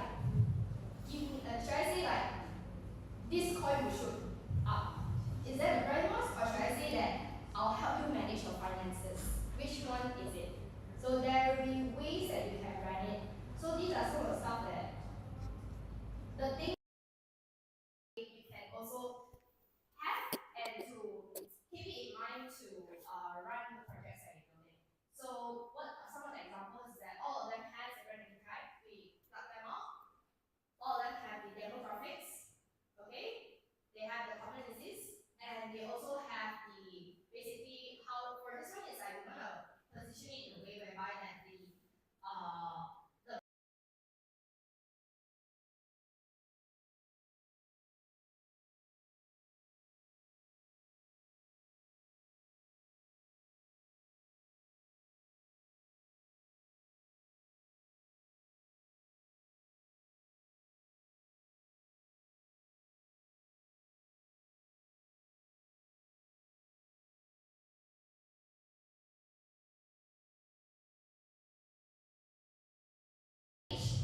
okay, put everything and then say what does he not do much and what does he say much and what does he care about.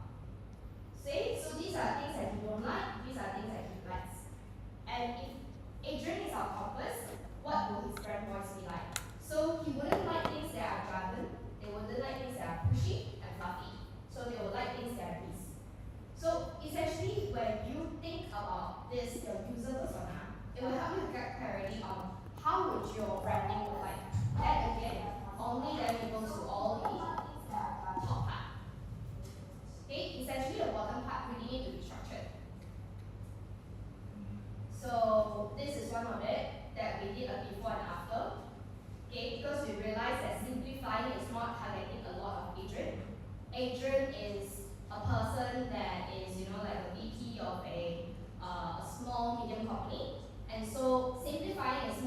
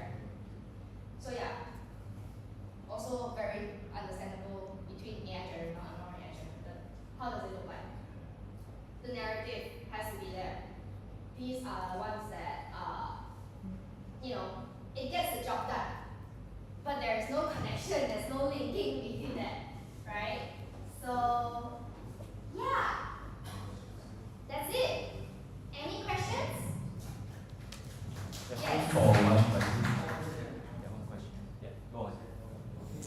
So I have one question. So basically, most of the slides you show, right?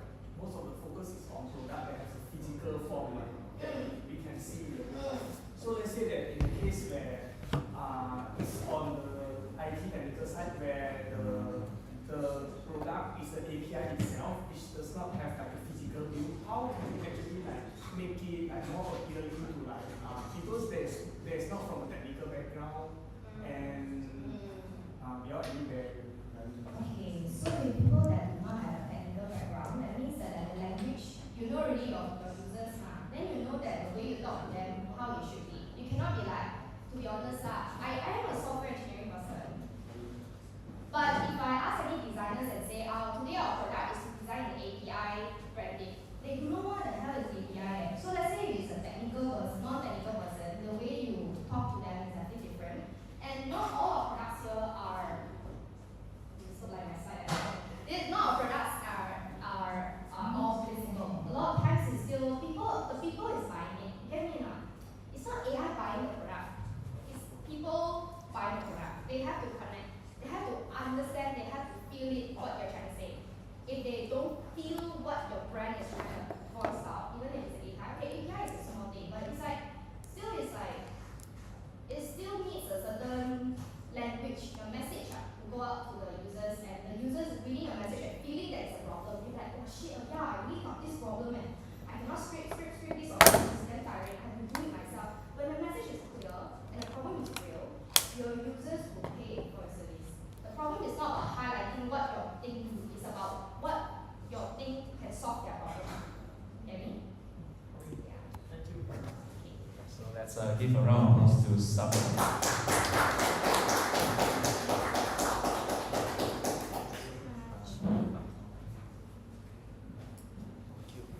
So next up, we're going to have Brandon to give a talk about DevRel as a career. Let's give a round of applause to Brandon.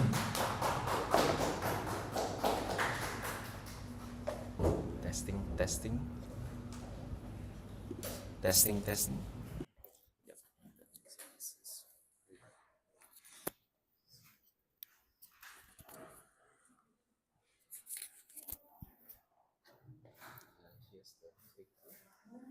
Yep. Yeah. Where should I stand? Like here? Test. That side?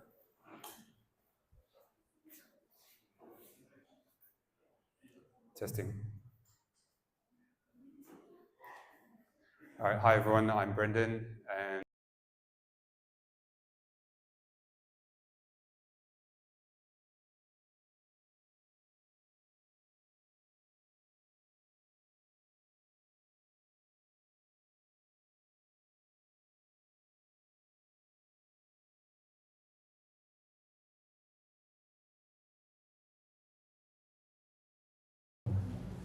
how I got started was I used to be a software engineer, and then I attended East Singapore CAT, and I got this in my heart. And I was like, I got to do something about this. And then it started to take me down the whole DevCon. And that's how I got started. That was my pivot point. So I mentioned this, and we'll come back to this later on, but it's relevant to everyone's. So here's what we're going to cover today. Right? So just 3 things. And it's going to be short and sweet, and I hope this is useful for anyone who is curious about DevRel or wants to do DevRel as part of their career, that sort of thing. Right, so for the half of you who haven't heard DevRel before, I'm very quickly going to cover what it is. Right? So it is a very, very multifaceted role. Right? You will do more different things than I would say most jobs require you to do. So what you see DevRel do mostly is things like speaking at conferences, giving talks like this, etc., right? And you might think that that's what DevRel is, but it is, right? That is only a subset of this particular iceberg, right? So there's a lot of things that happen behind the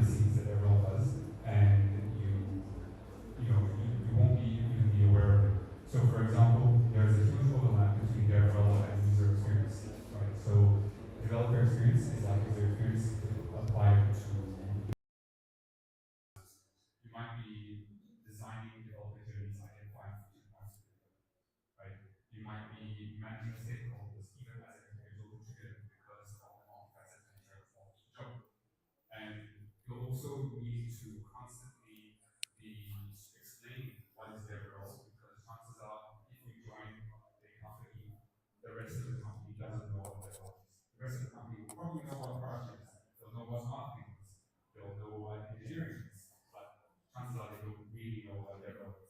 Whenever I join a new company, right, one of the first things I ask is, have you worked with DevRel before? And I'll ask everybody that I see my onboarding with.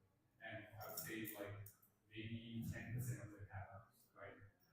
Like 9% of them have never worked with DevRel before. So that's actually quite important. Sorry. Okay, so what does DevRel actually do? Right? And I can't really list everything, but that's like a whole problem. I talk about practices. So these are the 6 main ones, the primary and secondary ones. In all companies, DevRel will do those 3 things: dev, education, success, and marketing, right? And in most companies, DevRel does secondary practice areas as well. However, in some companies, there will be testing. There will be dedicated teams for that as well. So it can change. And just to throw a spanner into the works, if you take a look at the org chart that I have over there, right, there's a reason that DevRel is under everything but with a question mark. It's because companies don't have a consistent place to put DevRel. It can be under engineering, product, marketing, sales, or even directly under the executive team. So I myself in my career have been sat under 4 out of the 5 that you see on the screen. So that's how much it changes. And of course, it has an impact as well. Like which team you sit under, it impacts the kind of DevRel work that you do. All right, so I won't go on too much about what DevRel is. You can find out more by reading this book. I highly recommend it. It goes into all of the practice areas that I have covered, but in much more detail. There's like an entire chapter per practice area if you want to take a look at it. I worked with James Parton and Caroline Yuko before, and they're really pro, so strongly recommend it. Also, shameless plug, check out my articles on DevRel as well as my videos on DevRel. You can find all of them at the links in the footer if you want. Okay, so a quick recap, right? We talked about how DevRel is more than what it actually seems to be.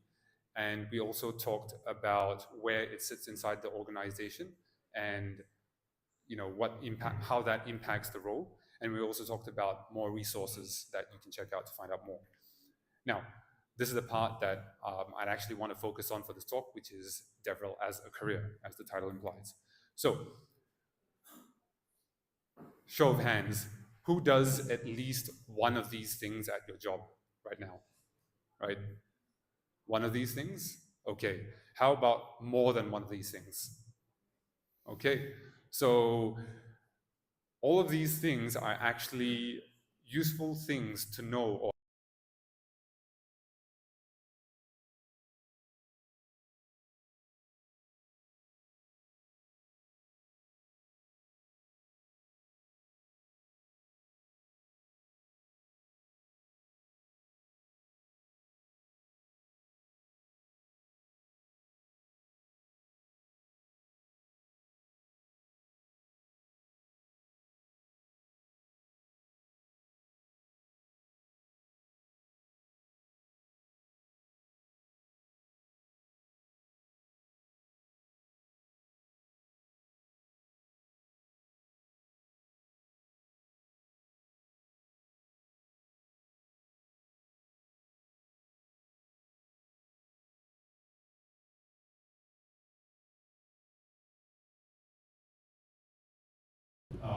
people seem familiar to me, right? So these are actually, I've redacted their names, right? So, but these are all real people, right? I just reduced them to what they were doing before they actually became DevRel, right? So these were what they were doing professionally before they started in DevRel.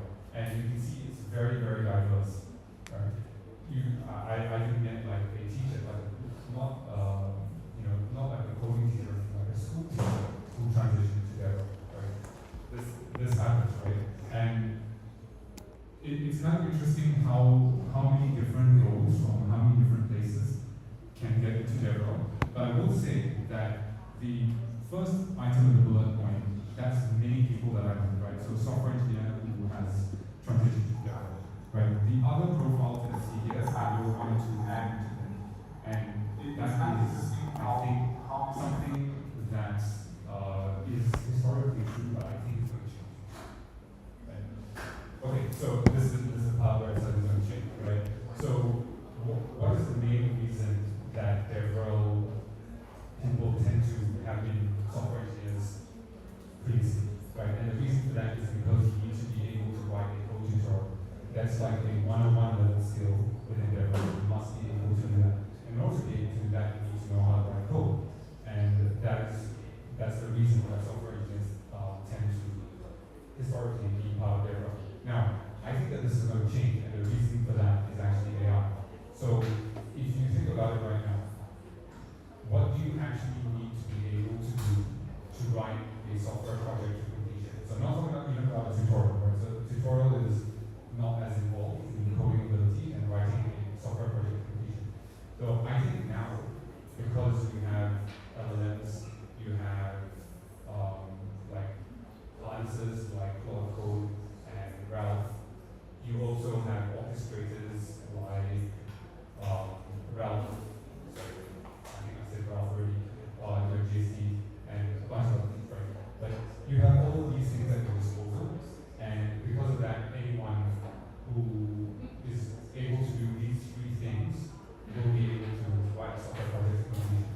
So the three things are: you are able to operate the command line, you are able to describe technical things in English, and the third one is that you are willing to learn how to code yourself, despite the tools, the AI tools actually doing the coding for you, without you having to understand it.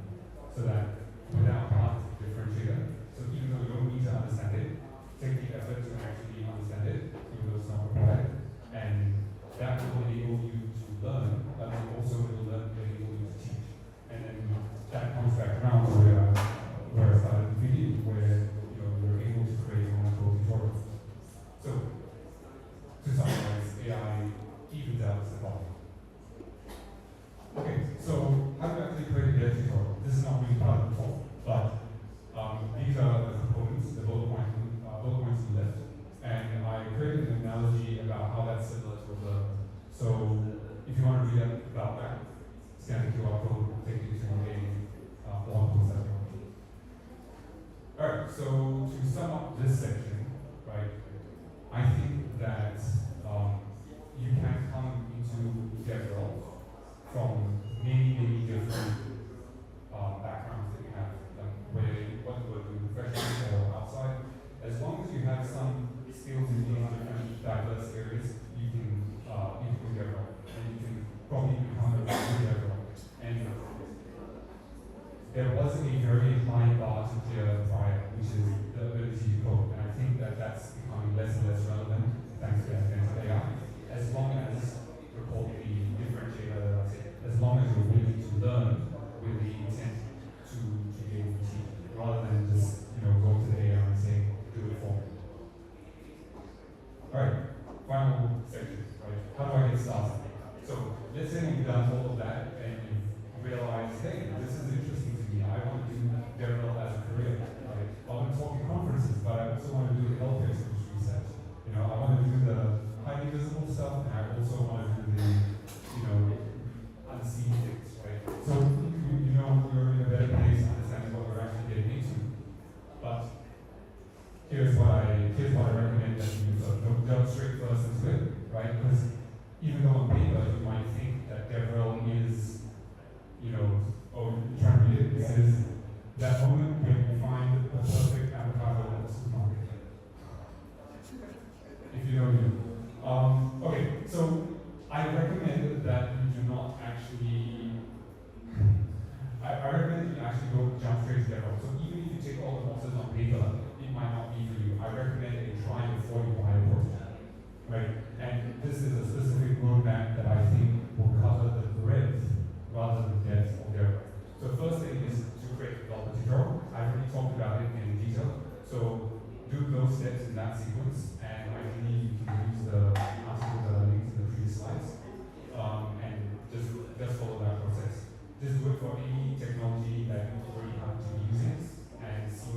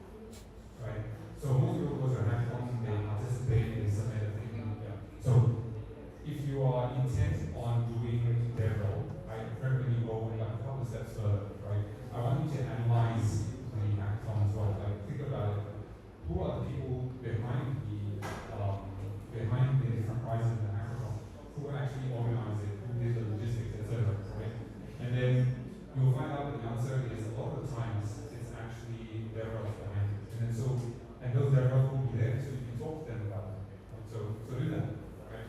Okay, and the final thing, right, is let's call it the final boss, right? So to actually do DevRel work. So this is only available to you if you currently work at a tech company. If it's not, then you have to find some more creative ways to get into doing this. But basically, talk to your boss about double hatting. So you do your current, whatever your role is, but on top of that, you also do their role. And if you're a tech company, I'm pretty sure your boss is going to say no, it's makes sense, right?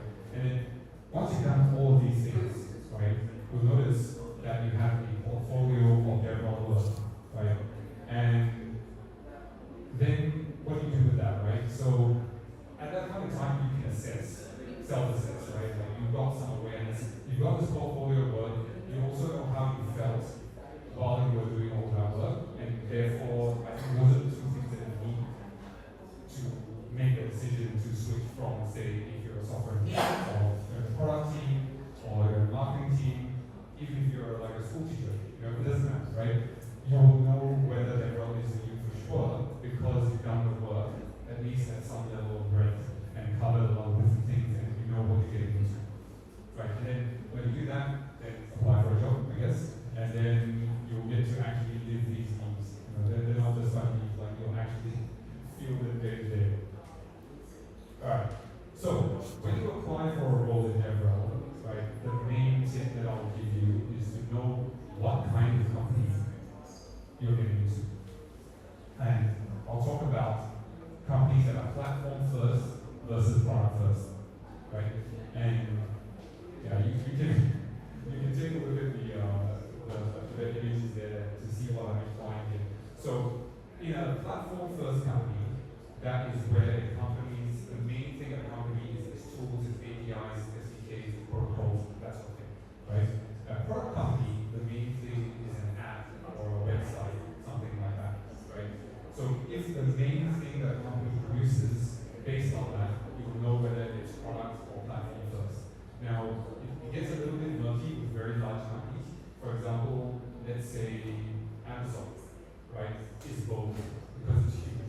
So AWS is a platform and Amazon.com, that's its product. And it probably has many other things. So for example, Kindle is also a product, that's a hardware product. So, really large companies, it gets murky, but then in that case, like which department are you doing their platform, right? But most companies, they're not that big, and then the entire company can be categorized into together. So why is this distinction important, right? In a product first company, they can and do have DevRel, but note that DevRel there isn't of strategic importance, it's optional, right? Because they have some positive ROI from having DevRel, but it's not make or break. However, in a platform first company, DevRel is absolutely vital, right? It is like if you don't have it, what are you even doing, right? It is strategically important and very high ROI.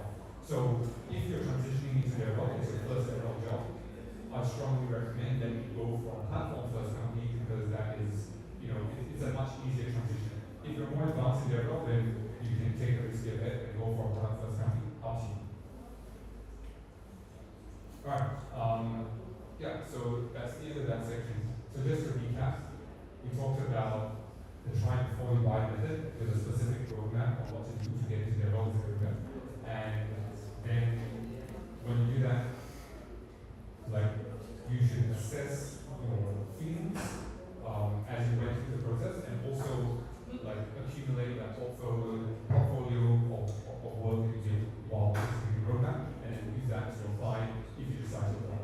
And then finally, what type of company? Product first, platform first. Alright, that's the end of my talk. Questions?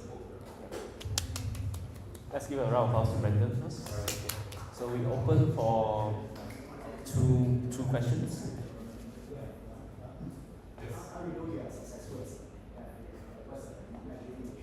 Okay, so this is a very difficult question because the problem is not solved yet, right? So with software engineering, it's like how many features can you ship or whatever, right? Like it's the metrics are very clear. With DevRel, even within the DevRel community, like there's a lot of debate as to what actually is the correct metric.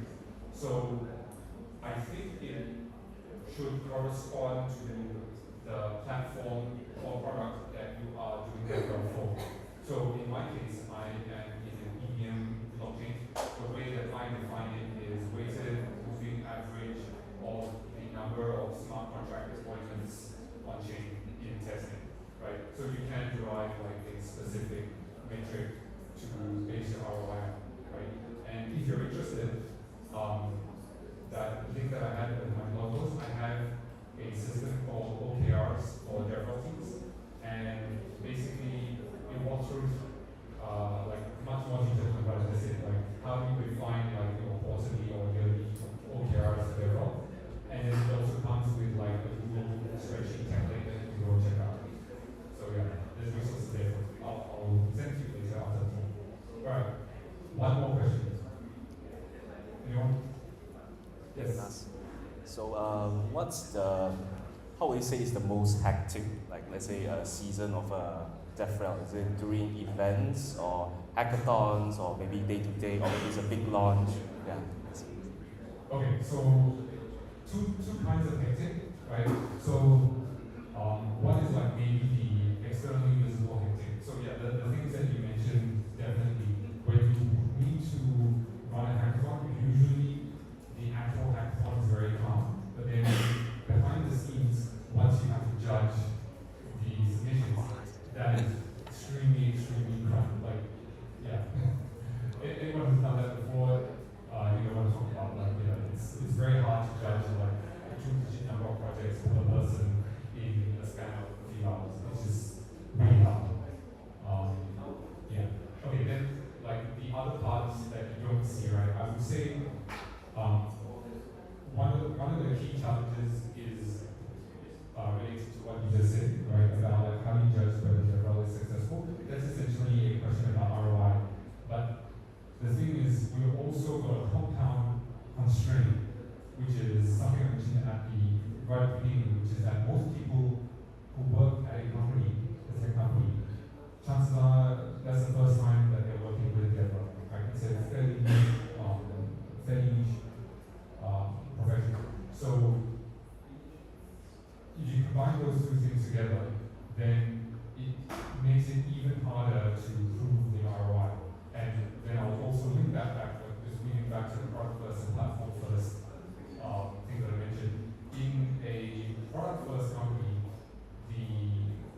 there is so much more pressure due to ROI and explaining like why this is my ROI, that sort of thing, right? Whereas in a platform first company, the pressure is, I would say, not it's just not as high, right? It's easier to prove your ROI in a platform first company. Yeah. All right. Thank you.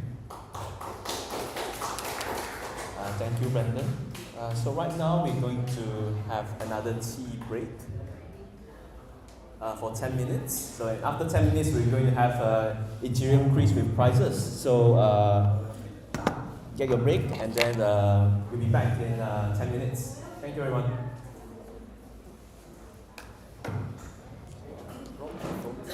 Yeah, go. It's probably not. Is it? Oh yes. Oh, all right. My bag. All right.